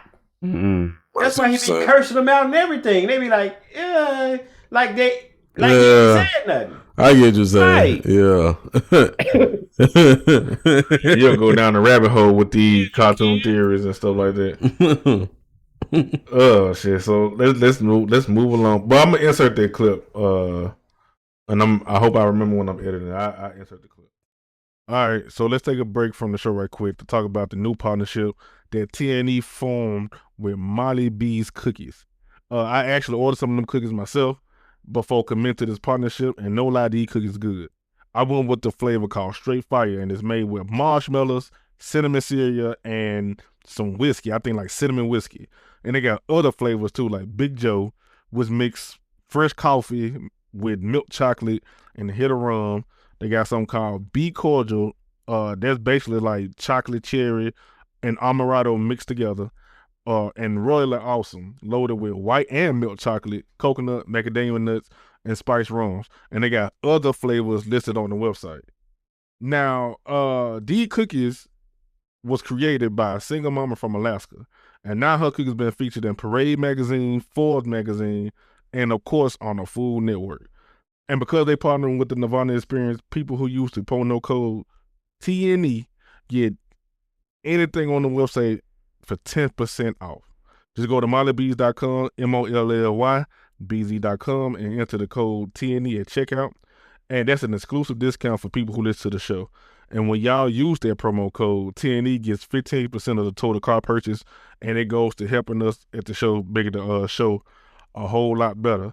So again, go to mollybees.com, MOLLYBZ, and use the promo code TNE to get 10% off anything on the website. And in return, the show gets 15% of the total car purchase to help with the show. Yeah, you can forget that clip. Because this. All right. Next. Write it down, man. Put a sticky note on the computer or something. Sticky note. But I'm remember. Next person named Kung Fu Larry.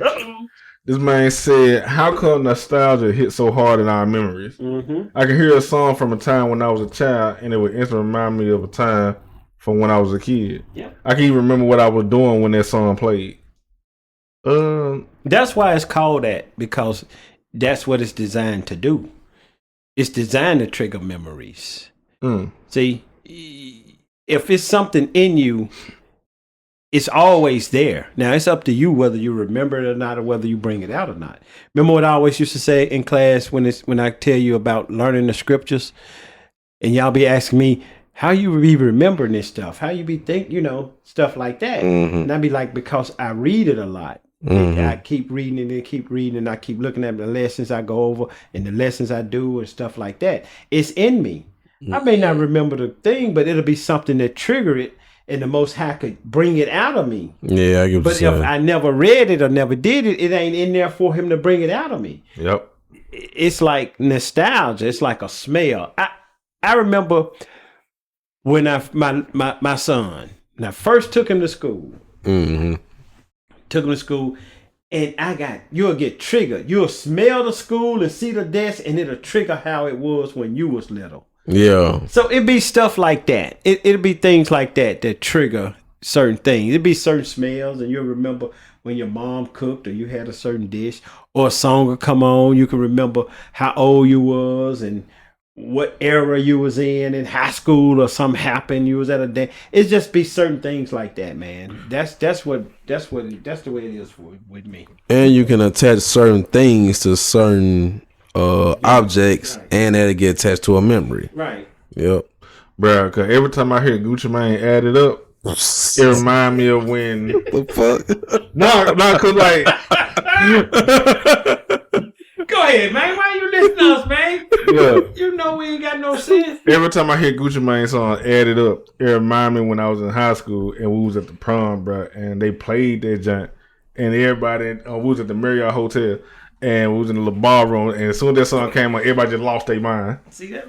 So like, I remember that, like every time I hear that song, I vividly remember like that feeling and what we were doing in that ballroom. That's nostalgia, man. It'll bring back, it'll trigger. Things get associated. These certain things that'll trigger it, man. You need to start laughing at me. Yeah, man. Write that sticky note. What's the? What sticky note? See that? Ask that question next week, bro. He done forgot. Bro, I ain't forget. I slick did. I know you did. I don't know how to pronounce his name. Cadro? This is Cadro. Yeah, Cadro. Let's say hey Calvin and T&E. Okay. My name is Cal from St. Louis, and I just wanted to get your opinion on why do you think friendships are harder to maintain when we become adults? I remember when I was in school and as a teenager, me and my friends were around each other every day. Right. Now I barely talk to them. Right. Feels bad, man. Hashtag feels bad, man. Go, man. Since you asked me this question, man, let me answer this for you right quick. Look, man, when I was little, you attach yourself to friends when you're young because of where you live, right? Yep. Just a little kid live down the street or next door or whatever, and y'all got everything in common when you little. Why? Because y'all little, y'all don't know nothing, so y'all play with each other, and the things y'all have in common when you little, those are the things y'all do because all y'all got is each other, right? But as you grow up and become adults and teenagers and things like that, what you truly supposed to be and what you truly like, it start being different from what your friend gonna grow up and be and what he truly like. So as you grow up, y'all still know each other. Then when you become adults, your job may take you over here, his job may take him over there, and it has nothing to do with each other. Then when y'all meet back up as adults, guess what y'all realize? Y'all have absolutely nothing in common. See, but then the things of the world weigh on you as adults. You realize people phony, people fake. You chasing things, you doing this, you doing that. You have bad relationships, this, that, and the third. And then you remember when it wasn't like that. And when you remember when it wasn't like that, it was when you were smaller with that friend. So that's the way it happens. It's called life. Some friends keep up with each other and it's all good, even though their lives went in different paths. Mm-hmm. Some of them jokers you used to know and you grow up and meet them again, you be like, man, I don't know this dude. And it has nothing to do with y'all growing up. You just don't know each other no more. See, it's just the way it happens, man. You grow up, man, and what you truly gonna become may have nothing to do with your friend. I grew up with an old man story time. I always got one on. I ain't gonna say no names. I'm gonna disclose the names. The people who know me and hear this, they know who I'm talking about. We grew up in the neighborhood. Guy grew up with me. I went to junior high school together. Went to college. He played on the football team.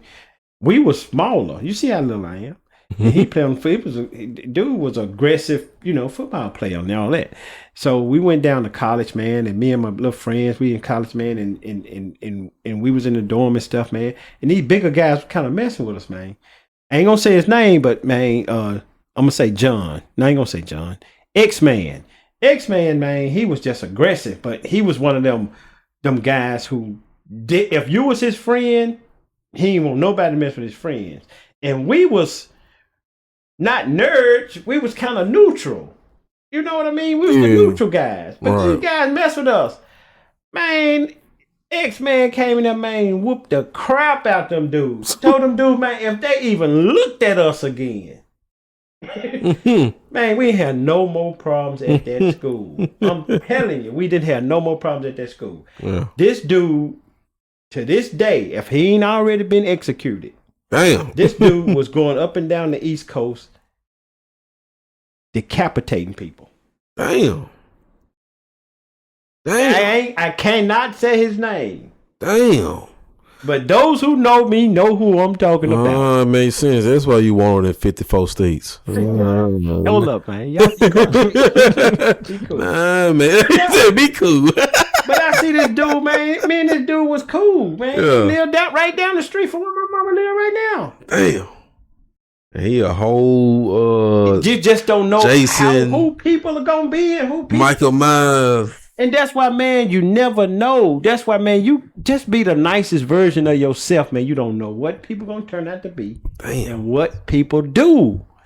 And I know people listening and say, man, this dude got all kind of stories. But, man, I'm just being honest. I guess that's why I'm the old dude on the thing, on the podcast, for stuff like this. But I'm telling y'all, man, this is true. Decapitating people is crazy. Damn. It's true. He used to be a big time drug dude. I think it was people he knew that done him wrong or something. I don't know, but I'm telling you. Yeah, got to. That's the only thing I can think of to make you want to cut somebody head off. I'm telling you, bro. I'm telling you. Go on. The hell is this? But yeah, what's that going on, man? Let me not tell y'all no more. Before one of these states pick up, be like, oh, okay. All right, so we've been looking for him. This person's name, Pinball Over Arcade. Oh boy, Pinball. What's y'all biggest pet peeves? Like, what are the things that completely pisses you off? Oh, LOL. Man, I said I'm gonna be nice. Well, for me, the main thing that like one of my biggest pet peeves, the main thing that pisses me off is somebody lie on me. Like, I hate this shit with a passion. Like, I get all defensive and get the hollering and shit. Like, I just hate for somebody to lie on me. Damn. I hate this shit, man. I'm slick getting mad now thinking about it. Man, I hate this shit so bad, bro. I like, bro, don't fucking lie on me, fool. Like, nah, I don't like this shit. You know what really grind my gears? This man. You know I'm a lead at work, right? We got a little management position, right? Mm-hmm. I hate it when the people who under me, right, come snitching to me about shit that they do their own damn selves. I don't want. You know I'm the supervisor, right? I don't want to hear that shit. I've seen you do the same damn thing. The hell out of here. I be trying to fill out my little pick sheet for NFL. Hell, you may pick the wrong team. Talk this. The hell out of here. Yeah, if they hear this, they're going to be like, oh, damn, let me leave James alone. Yeah, that what pisses me off, though. Yeah. They complain and snitching shit. Mine very simple, man. I done got old and ornery. Look, at my job, right, I'm a mechanic.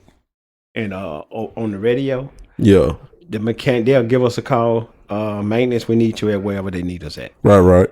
Then the maintenance guys, they'll get on the radio and start talking to each other on the radio like they on the phone. I can't stand when you're on the radio having personal conversations. Right. I be like, don't you two Negroes have each other's phone number, man? Get off the radio. The whole warehouse here, y'all, bro. Man, y'all say, yeah, man, no, man. Did you see, man? Get off the radio. Yeah, everybody on this channel here, y'all. They hear bull crap y'all talking about. That's mine, man. Yeah. It's simple, but it's like, man, y'all need to call each other. Man. Too, y'all man. go in the break room, hold hands, or whatever y'all need to do. But get off the radio, bro. That might say hold hand. Buddy got a buddy system going on. Conversation ain't got nothing to do with work.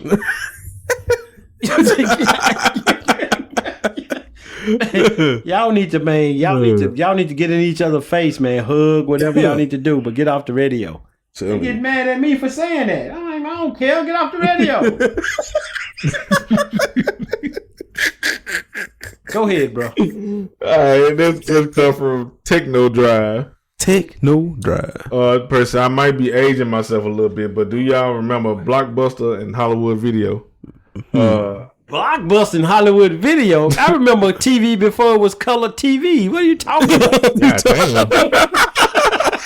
Yeah, I remember Blockbuster and Hollywood. Hollywood talking to y'all YouTube. That man said. Oh, you finished the question. Yeah, he said, I remember how the store smelled and being excited to go rent movies and games on Friday to spend time with my brother. See, that's a nostalgia right there. I mean, I remember Hollywood used to be right there on Elvis. Right. Yep, because I think it's Dollar Tree right there right now. Man, I mean, because it was black, it was white, black, and red. And Blockbuster, don't get me started on Blockbuster. You know one thing I hate about Blockbuster? Grand Theft Auto was always not available, bro. Whoever they didn't bring it back. I was just about to say, whoever checked that joint out kept that, bro.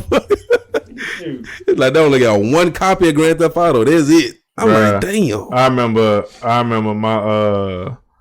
my granddad, he used to take me and my brother to Blockbuster, and we used to rent WWF No Mercy on the Nintendo 64. And we used to always get that jam, be mad at the motherfucker when that jump went there, because we used to have some more fun playing that jump. And then he used to cause we used to go over our grandparents' house every weekend and stuff. And downstairs in the basement, he used to have the basement set up like a whole nother room. It was a pool table down there with a big TV. And they had the Nintendo 64 and the PlayStation 2 down there. We used to be down there all the time on the weekends over my granddad's house. And the only game that we had on that junk that I used to hate, we had plenty of games on PlayStation 2, but on the Nintendo 64, we only used to have Mario Party. I used to hate that shit. Because I was like, bro, I can't fight nobody. I was like, bro, this shit boring. But though I used to be happy when he used to But rent. you played anyway, don't you? No, I had to stop playing because they should be cheating. But he tried to beat it, he couldn't beat it. Bro, Mario Party be cheating, bro. Like they should be cheating. That's all it was. Couldn't beat it. They cheating. Man, my Mario Party be cheating me out. But it wasn't cheating, just couldn't play. But you hear this? My man, on a card game. My granddad be like, better. No, it ain't. See, Mario Kart, that's straight. I'm talking about Mario Party. That should be cheating. We don't cheat. Nigga can't dance. Nigga can't pop and lock. Gonna be like, y'all want to go to Blockbuster? I'm like, yeah, let's go to Blockbuster. Man, you know how many times I threw the controller down when me and my son used to play Killer Instinct, and he used that boxer. That boxer get to run them combos, and I couldn't. My name TJ, and I couldn't break it. Man, I used to get mad. And he just be punching me in the face. You know what I'm talking about? Yeah. And I couldn't break that for nothing, man. He's like, God damn. I used to get mad, man. His mother. Yeah, man. I used to throw that controller, man, and say, this game ain't no good. It's broke. Yeah, I remember Blockbuster and Hollywood Video. Yeah, good time. Good stuff, man. Good stuff. All right, next question come from It's Morphin Time. That might not ain't cold. I like that. Power Ranger? That's cold. Power Ranger. I like this shit. Yeah, we know. Oh, yeah. Okay. What does shit say?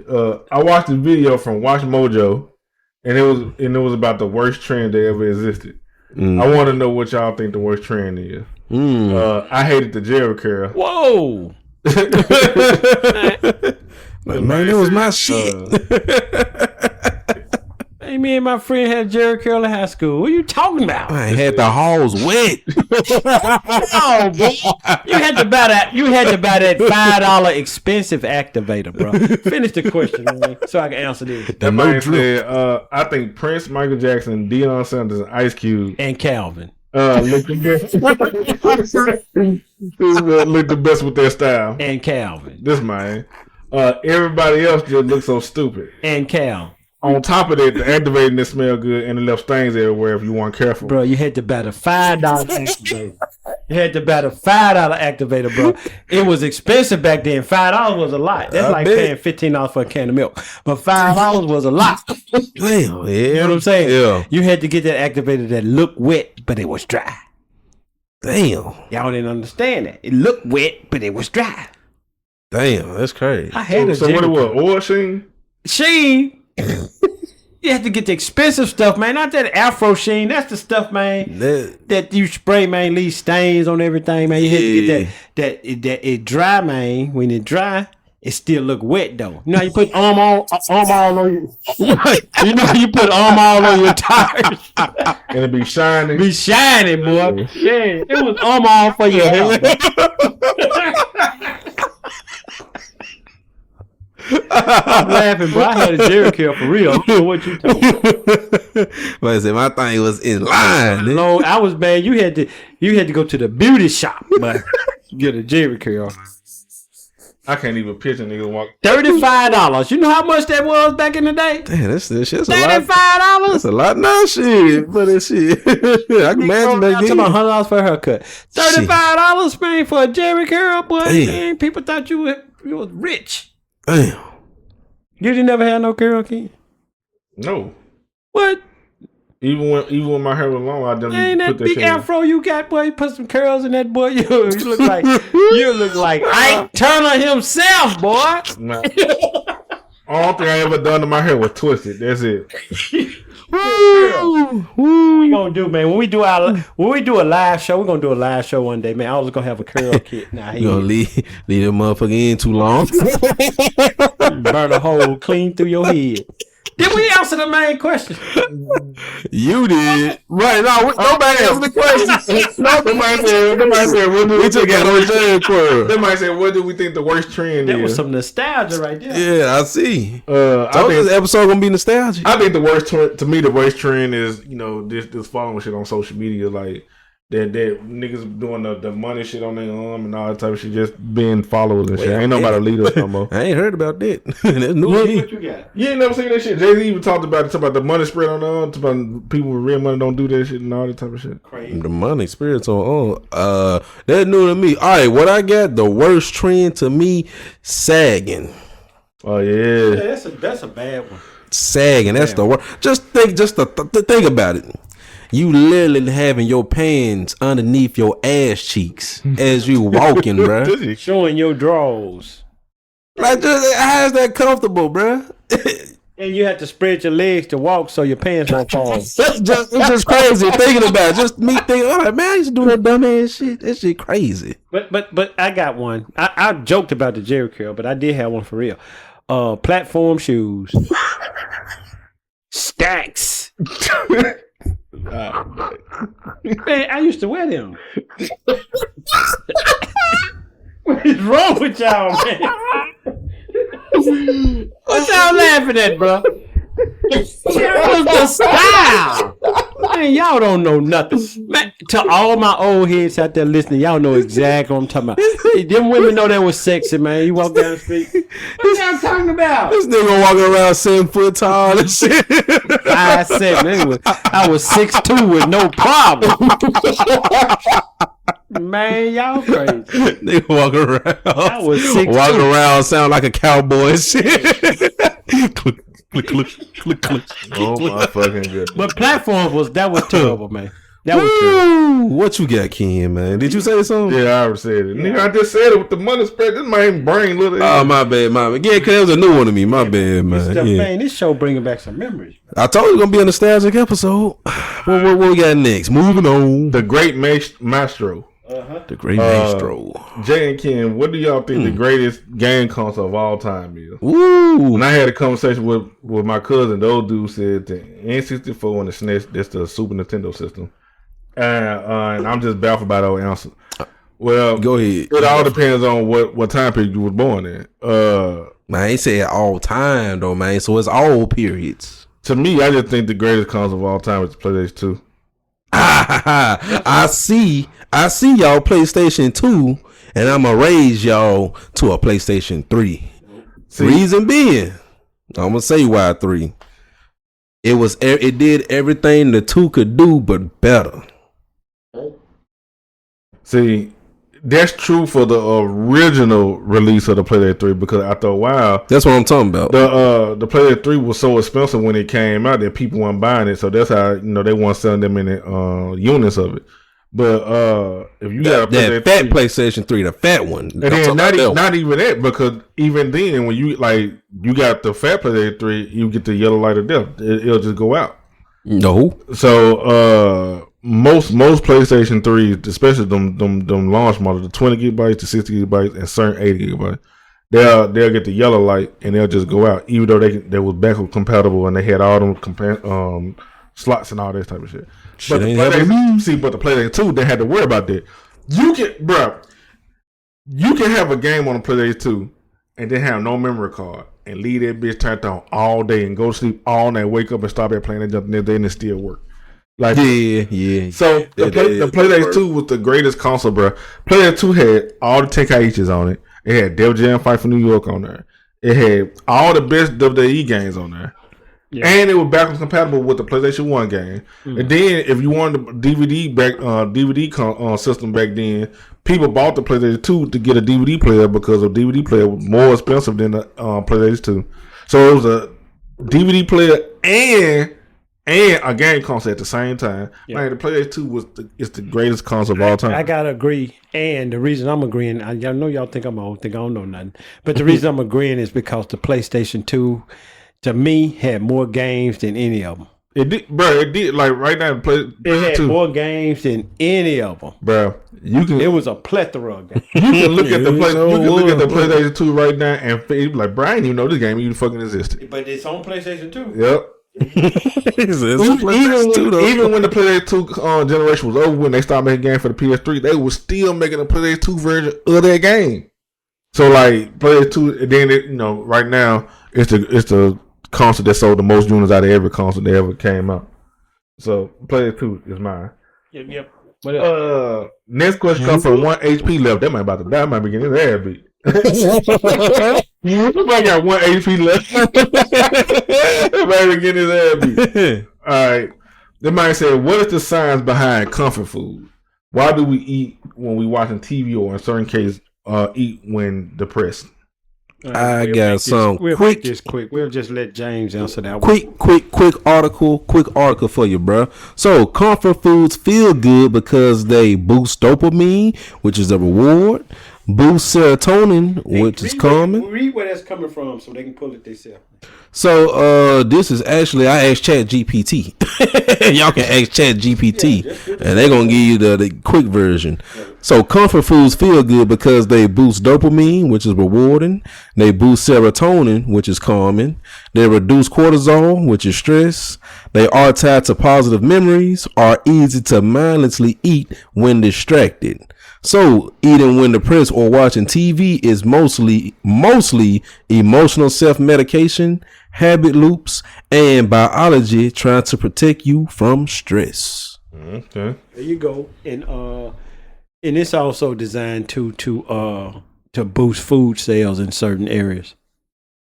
When I say that, they're like you notice how they push certain things during the Super Bowl and things like that. So it's all about marketing stuff too. Propaganda. Like right now, in a couple of days it'll be Thanksgiving. That's why they showing all these turkeys and shit on TV and all that type of stuff.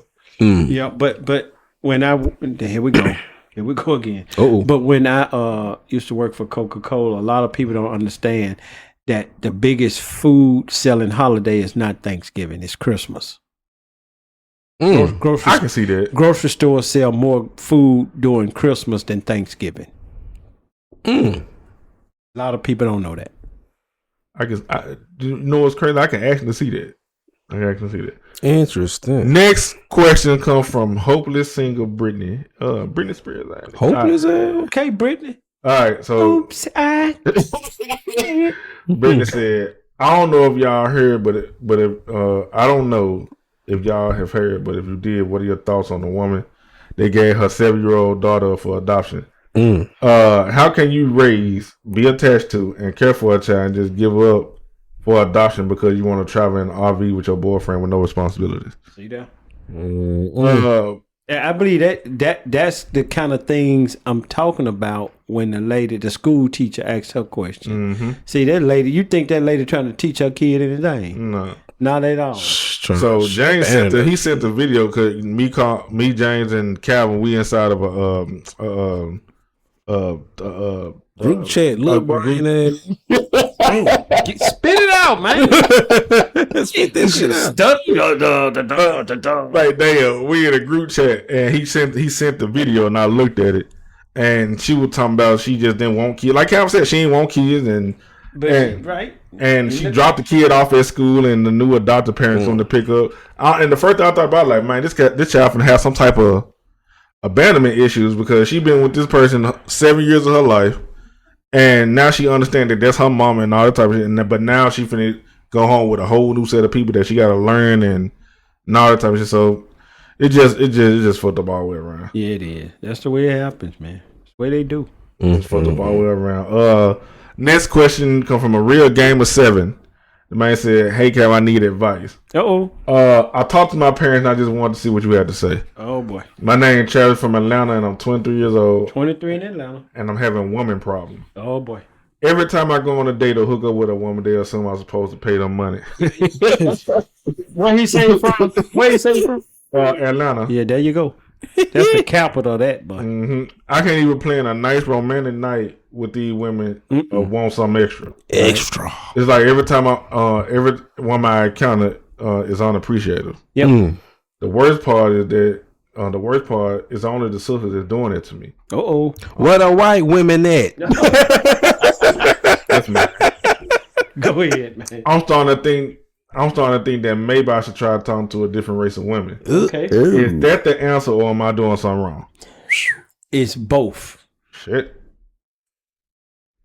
Ooh. It's like saying it's both, and he said he may need to talk to a different race of women. Damn. You see how they looking at me? Damn. What? Hold on, bruh. No, hold up. What you mean by that? What you mean by that? Let me explain myself. Here's what you need to understand, young blood. First of all, you need to look at yourself, because you seem to be picking the same type of women, and it's more women out there that's not like that than is. Yep. Yeah. You see what I mean? See, it's easy for us to get a stereotype, and we perpetuate this stereotype by believing it. Yeah. See, you're in a place where the women that attract you are those type of women. You see what Ken be saying, right? I just like them ghetto girl. Then he want to complain about them when he have a problem with them. Damn. See? I said, yeah, damn. But you see what I'm saying? There you go. You already know what you like, and you're attracting them same type of women.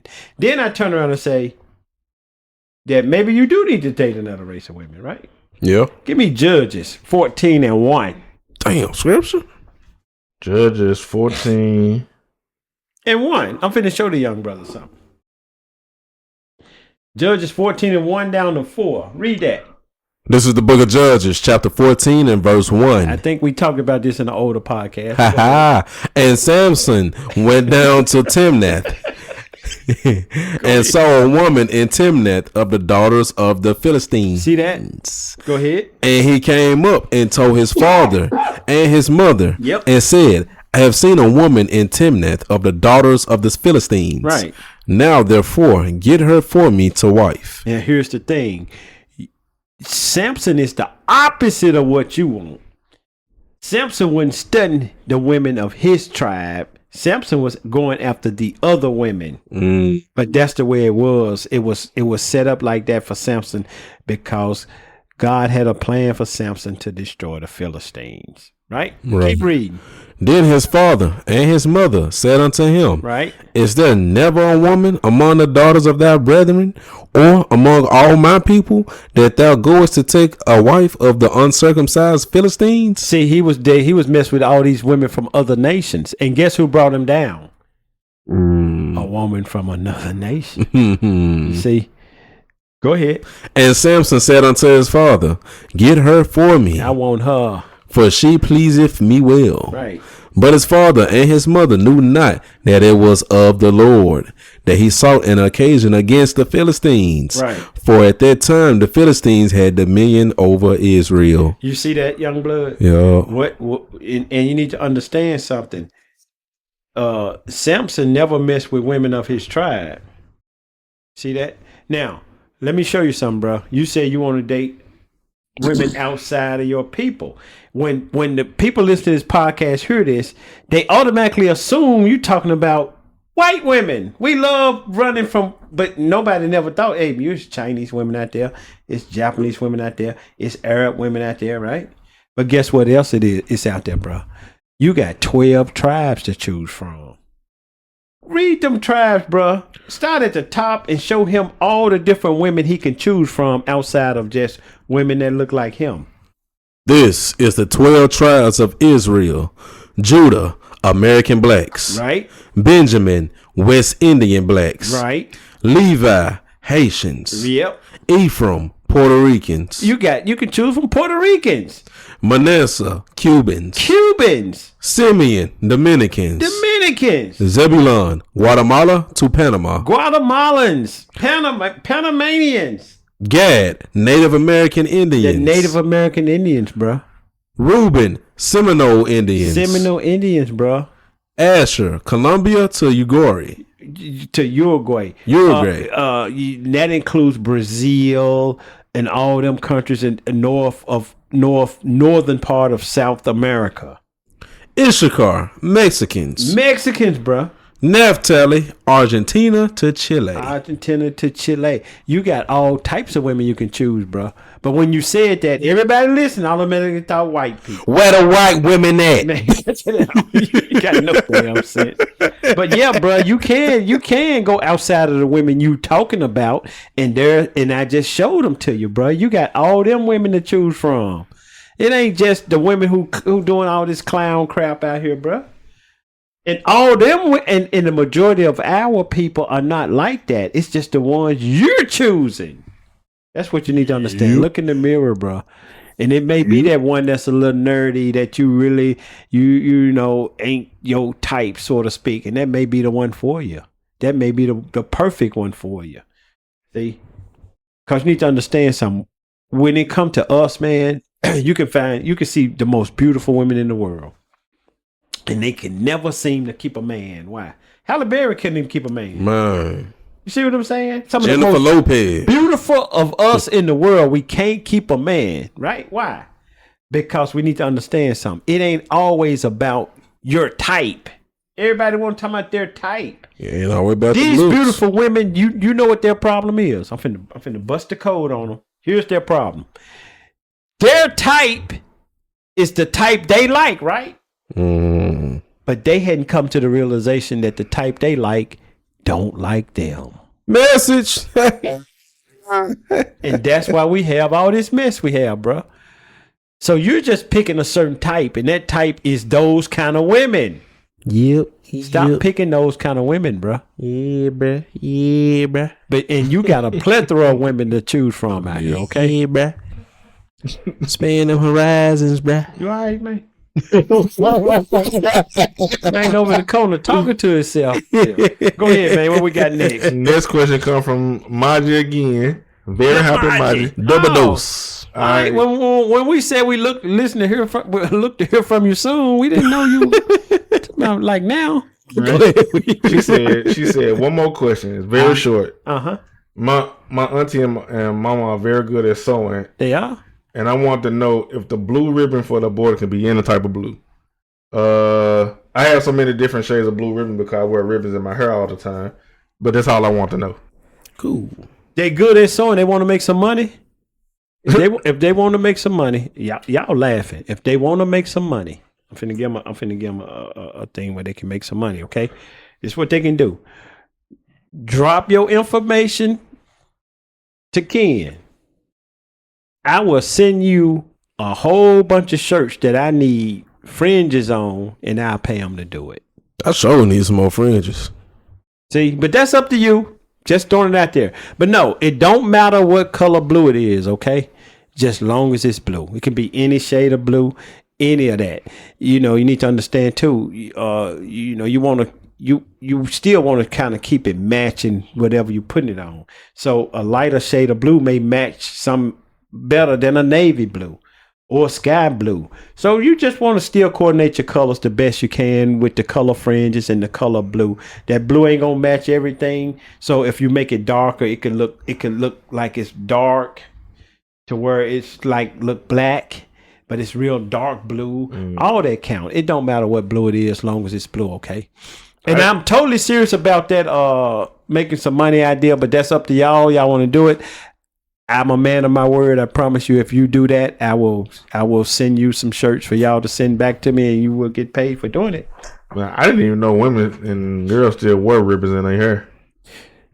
I don't know her age or anything, but it just depends on the woman. And she's an Indian woman. Everybody's culture and traditions are different, and this may be a young woman who's a nice young woman who ain't with this world. Obviously she's not. She's trying to stay herself in these scriptures and do the right thing, man. This ain't a ghetto girl, Ken.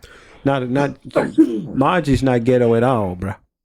What you saying? I'm just saying, man. What he don't? He always. I like them ghetto women. Go to laughing and grinning. Hey, right? She not ghetto, bro. So hey. All right, let's take a break and talk about Old Glory, who been partnering with the Nirvana Experience for the past couple months. These folks over there at Old Glory is basically the one-stop shop for music, sports, entertainment, and popular culture.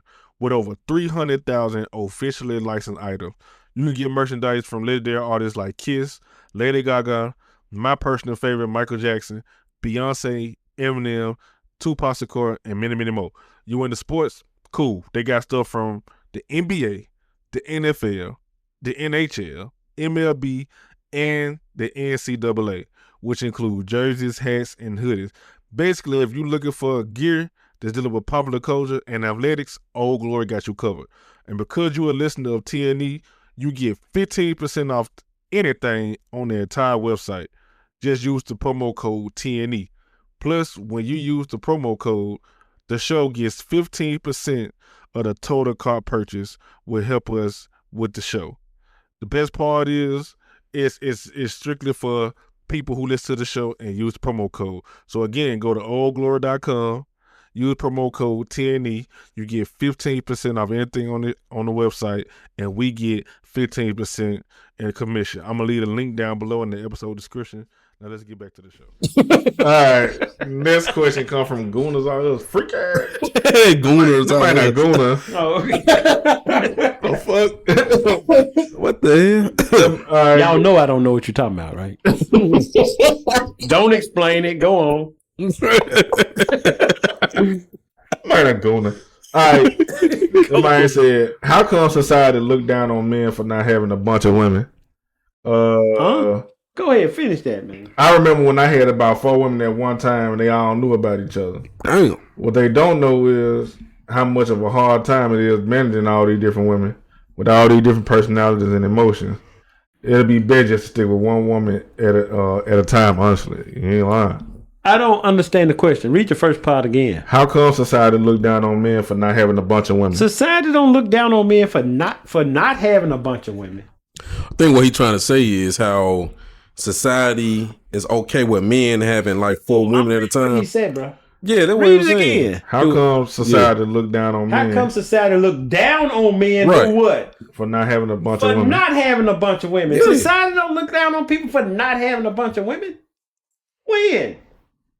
Society get pissed off at you if you got a bunch of women. Man, I remember when I was in school. I remember when I was in school, if you ain't have more than one girl, you'd be like, man, you don't get no bitches, bro. They probably but what school you go to, bro? Went to Southeast Prep, bro. That's who you went to. Southeast Prep. That's a real school. Yeah. Southeast Prep Academy. Yep. Where was that at? Right there off Mendenhall, in the old Southwest Community College building. You know that wasn't a real school. It was a real school. Hey, so look. All this shit come down from like your friends. Y'all have a football team. Hey man, that's the question. The question is shit. What the fuck? Hey, look. All this stuff come from your friends and all this type of shit. Like you can't get no bitches. You ain't get no girls. All this stuff come from your friends and stuff like that. Oh yeah, I know. There ain't no real thing in society and stuff. No, I don't think so either. It's like I'm not understanding. That's why it kind of confused me with No, bro. Rappers and stuff talk about that type of shit, but like, one of them young people.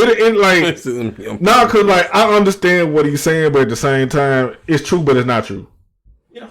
So like, it's just like one of them things. Like you, like depending on the type of people you be with, because like if you got a lot of friends, they'll be like, man, where your bitches at, bro? Like you ain't getting no like. They still talk like that. Trust me, yes. Yep. And or if you got some real friends that like just grown and men, be like, bro, you need to find you a woman and settle down with you a woman and all that. So it all depends on who you're around and your environment and stuff. Because believe it or not, it's still some men out here that really believe that having more than one woman, it makes you that nigga. So nah, it really don't. Cause I told you before that at one point I had about what 3. I had about 3 women at one time, but that shit a headache. I don't want to deal with y'all see this gray hair. Hell, y'all talking about? Yeah, man, best be married. Man, just get one woman, bro. Yep. All right, one rank. What this shit say? ESL Rainbow. ESL Rainbow. This man said, "Do the thoughts of alien or ghosts scare you?" I've been watching all of the Conjuring movies, and I think supernatural, what they say, deities are real. You're scaring yourself, bro. That shit scary, fool. That man said, when I found out that the old movie, The Exorcist, was real, it scared me so bad. They just all been thinking about the Exorcist, the movie itself, that's a movie. It have been real live instances of people being possessed. See, that ain't scared of you. That shit scary. No, it's a story in the Bible where a guy was possessed. Right. So yeah, it's things like that, man. They have demons on them and stuff like that. But it is what it is. But no, it just. Man, look, I'll put it to you like this, man. Because if you're doing right, you ain't even got to worry about none of this stuff, man. Because Christ told us He gave us power over this stuff.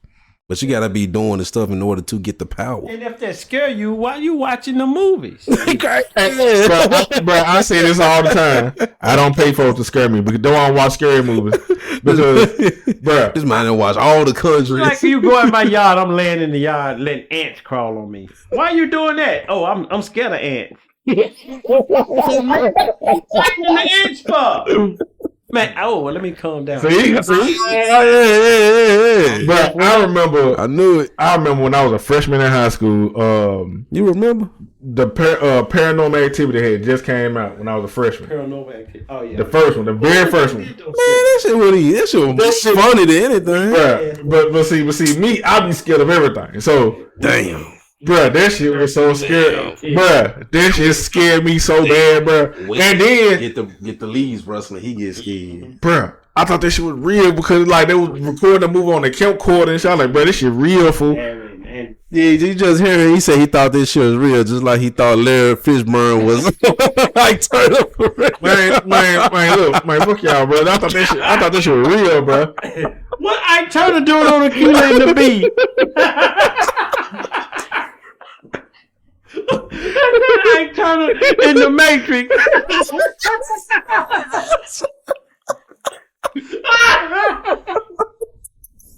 Ain't no I Turner, no Neo. I Turner told him he the one. These niggas don't got no sense.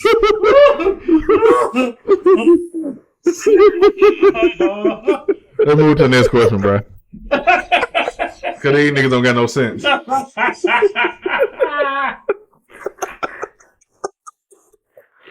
My stomach. Stop, man. Stop, man. Stop laughing, man. Stop. These niggas don't got no sense. Okay, man. I ain't trying to no deal. Okay, man. Go ahead. Make your point, man. We're gonna move on to the next question, bro. Like, fuck these niggas, bro. Oh, my real.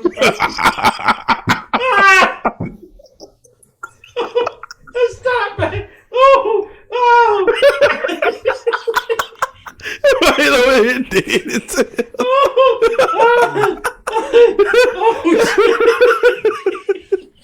These niggas over here tripping. I gotta six-pack over here. Like a whole six-pack over here now. Oh, damn. Go ahead. All right, next question. We stay on one. Okay. Just like these niggas.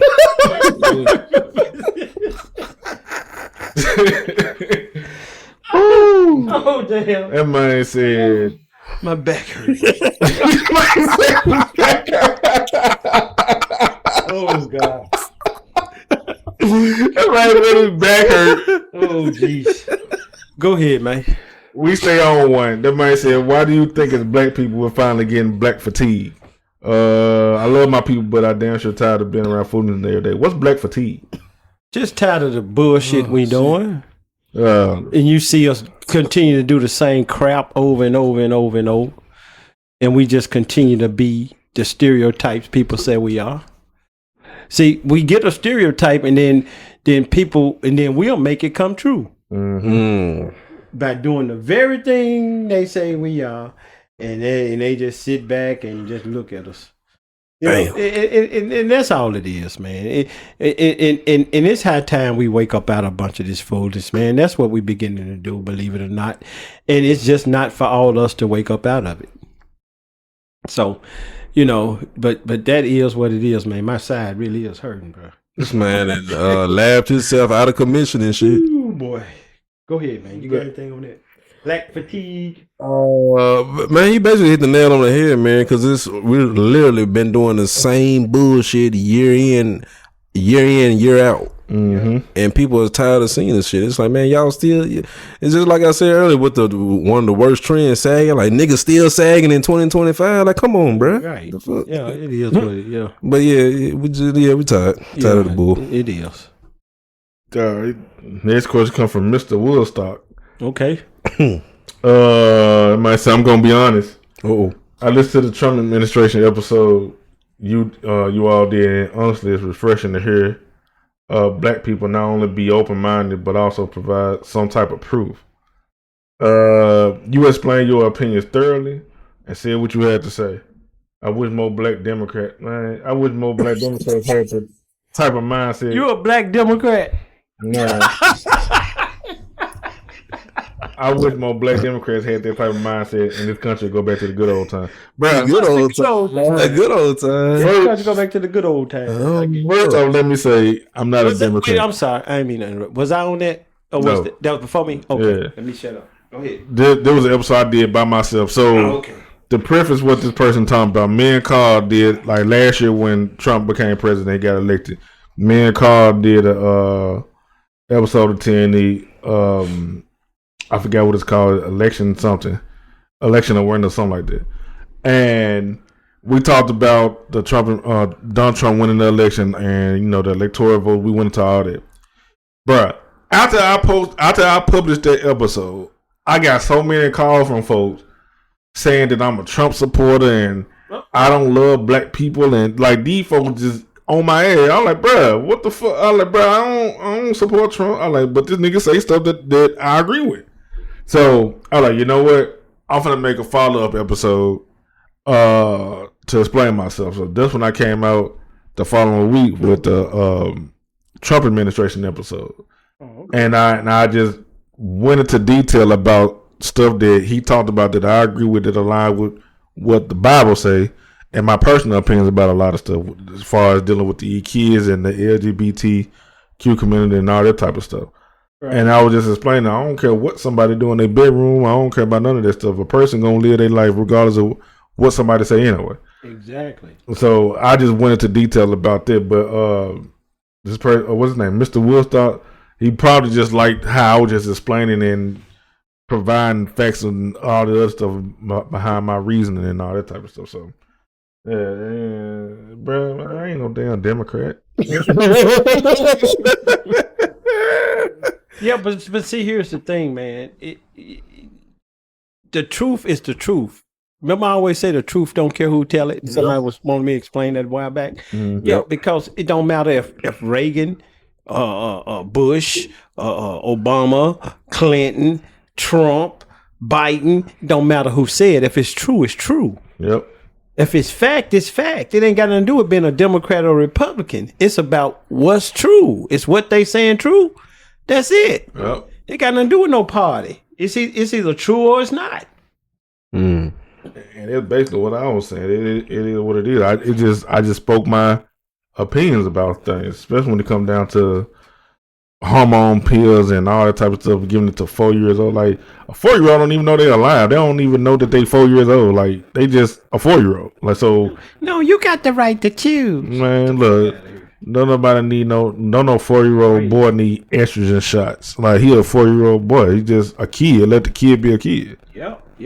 So that's what I was. That's mainly what I was, attacking on the episode.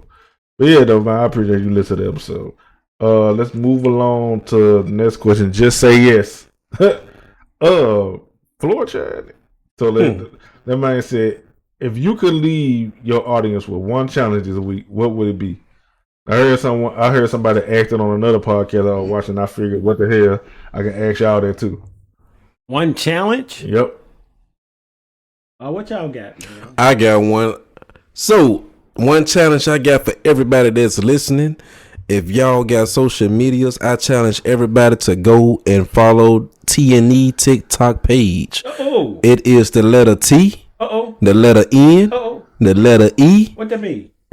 The Nirvana Experience. There you go. TNE Beyond. There you go. And if you ain't got TikTok, just share this episode on whatever platform you do social media on. We appreciate the support. There you go. That's my challenge. A challenge for me, I don't know, man. Do the right thing because it's the right thing to do. Spike Lee, nigga. Oh my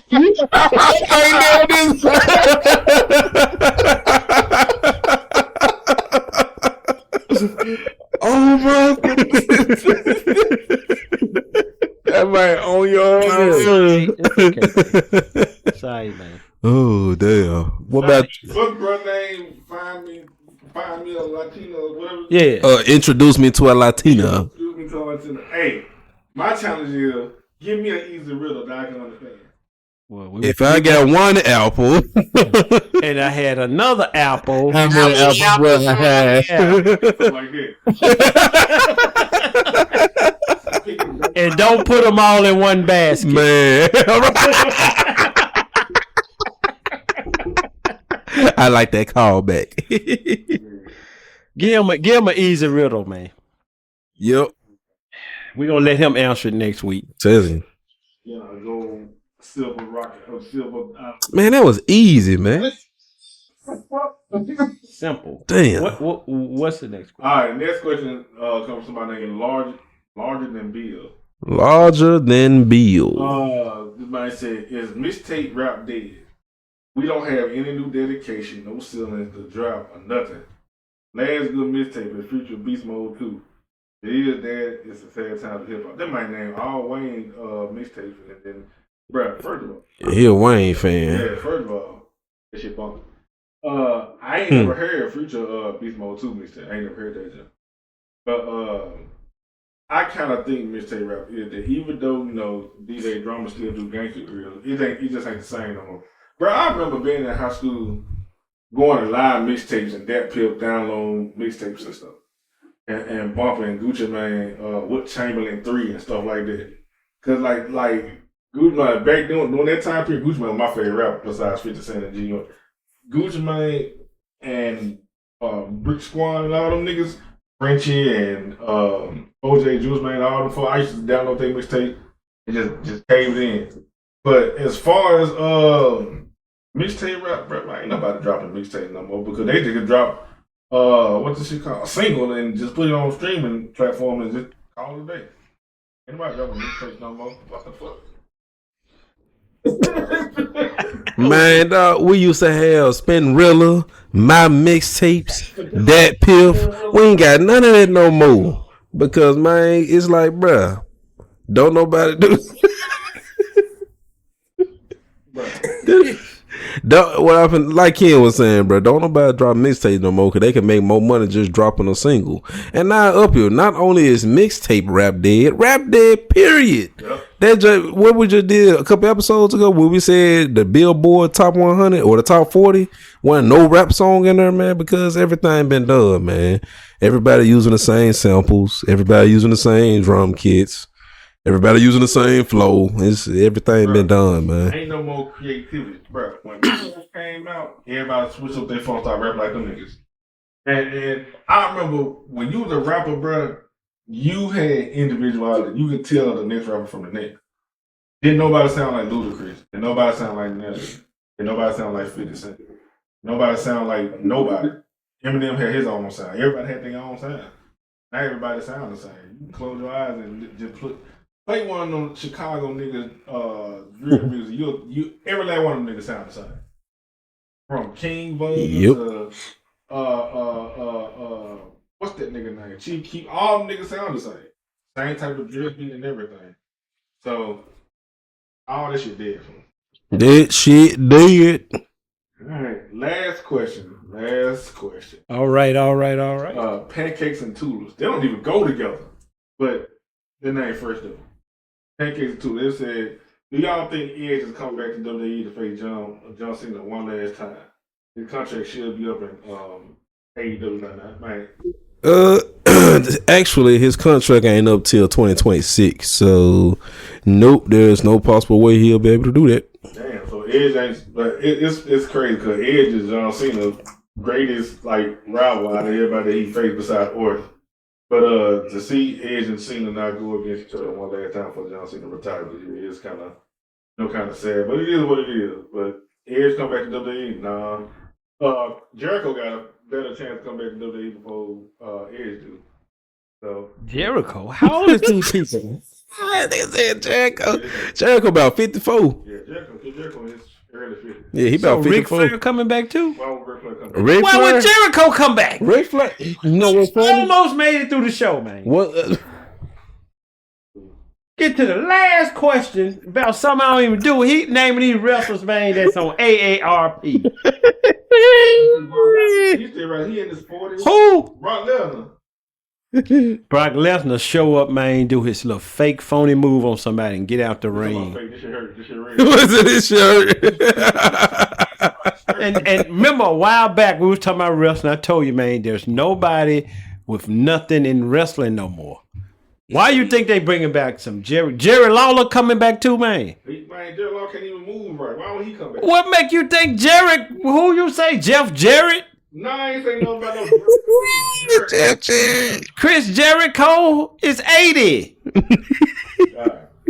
Somebody still in good shape, still know how to wrestle. Bro, Flair and Jerry Lawler were wrestling well into their 50s and stuff back then. Like during the Ruthless Aggression era, like Evolution, Ric Flair was in his 50s. Man, this man gets it, man. You know what I'm talking about? Who gets it? Gets it, y'all. Man. See, TNT was going straight today. TNT was going straight today. We 2 hours, 20 minutes into the show, and this nigga wants to start spazzing out at the end. Hey, man, I made it, man.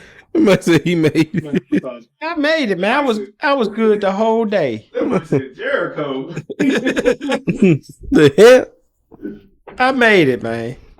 My ear itching now. It was hard. Damn. Yeah, it was tough, but I'll be all right. I'm good.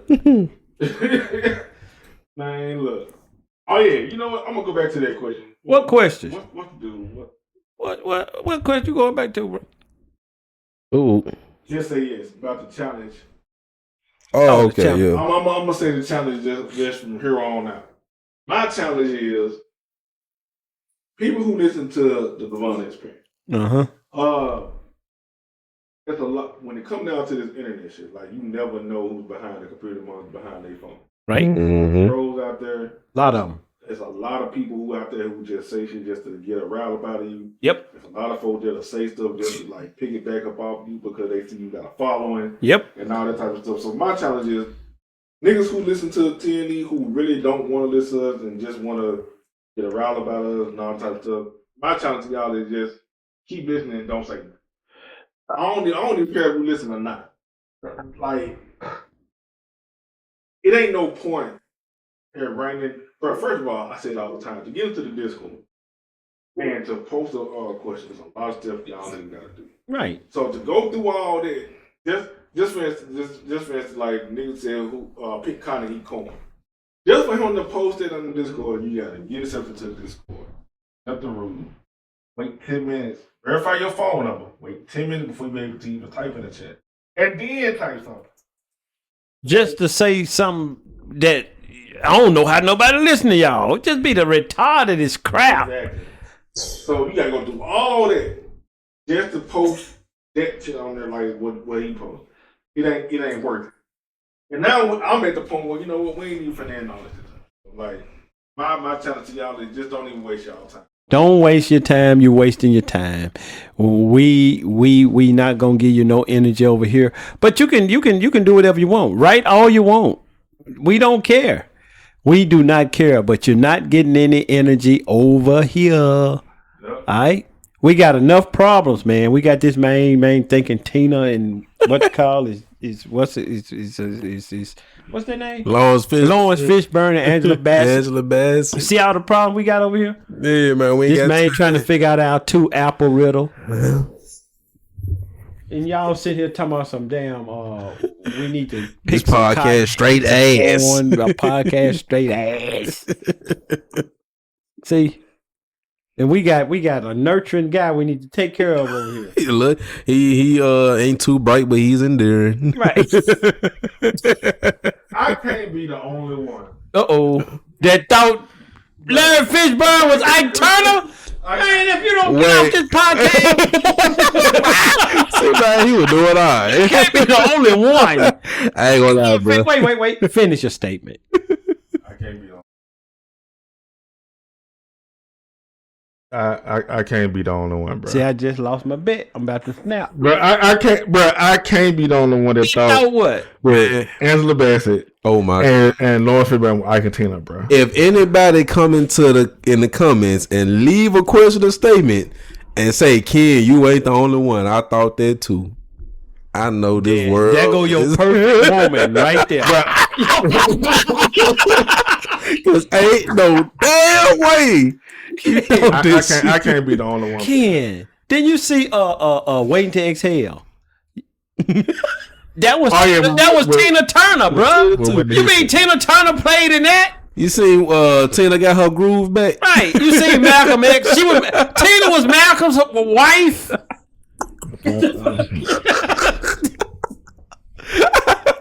Hey, man, you better have my shit. Look, bro, I ain't put 2 and 2 together because, like, Angela Bassett, she played Katherine Jackson, and she was Michael Jackson's mama. But I ain't think about that. Ike Turner played in Kings of New York, bro. What's that? I ain't ever seen that movie. People who know out there know. Yeah. Ooh, man. This man said Larry Fishburne. He thought man, that man had my stomach hurting for real, man. I thought my bag over here, my squinting and shit. How long we been today, bro? 2:25. 2:25, man. We ain't struck 2.5 in a minute. It's a nice one, man. Hey, man, we did about 33 and still ain't struck to it, man. We going through them. It's a nice one today, bro. We had a lot, though. We had a lot. I laughed about 10 minutes when you said that about man, that shit was funny. Y'all really green here. Man, we didn't do nothing, man. It's all you. All I did was just tell my truth and just, all right, man, tell your truth. Niggas just laugh at me like I'm some type of. Come on, bro. Man, it's all love, bro. Don't take it so personal. E4 hate my ass. Don't take it so personal. I don't hate you, bro. I don't hate you. I'd rather for you to be talking about Larry Fishburne than Michael Jackson, though, man. Man, Mike, that's so damn bump. God dang. Yeah, I was listening to Mike that when y'all came in. We know, man, bruh. I don't know what's up with Calvin and his disdain for Michael Jackson. Bro. I like Mike, man. I think that might be saying that shit because I would think this like it just reminds me of Carl because Carl I like Mike. Carl like, fool, you made me not like Mike just because you listen to him something. I like. I ain't got nothing against Mike, man. Mm-hmm. I don't. Mm-hmm. I got them Michael Jordan. Man, yo, Michael Jackson Jordan, them Jackson James. That shit ain't. That's no Jackson James. Michael Jordan Jackson Jordans. I sent you. That shit ain't no bueno. Come on, bro. No, I don't like that shit. Them Jackson J3s, man. I'm about to get your size, bro. Man, fuck all that. I ain't wearing elephant print. I ain't never wearing no. I ain't never wearing that shit, but we're gonna go on and call it. You can moonwalk in them, bro. That's it. Dang, that was long, man. Y'all see, I still got my work uniform on. Work uniform on, knee ain't locked up on you one time. Ain't locked up one Must time. did some stretches, man. Comfortable. Got the Vans on. I don't wear no Nikes, man. I'm a Vans man. Van man. Don't be jealous, man. I wear Vans. You trying to get jealous, bro? Ain't nobody jealous, bro. Get upset. All right, man. Look, I appreciate everybody that come through and listen to TNE. Yep. The new listeners and the real current listeners, I appreciate all y'all. Until next time, peace.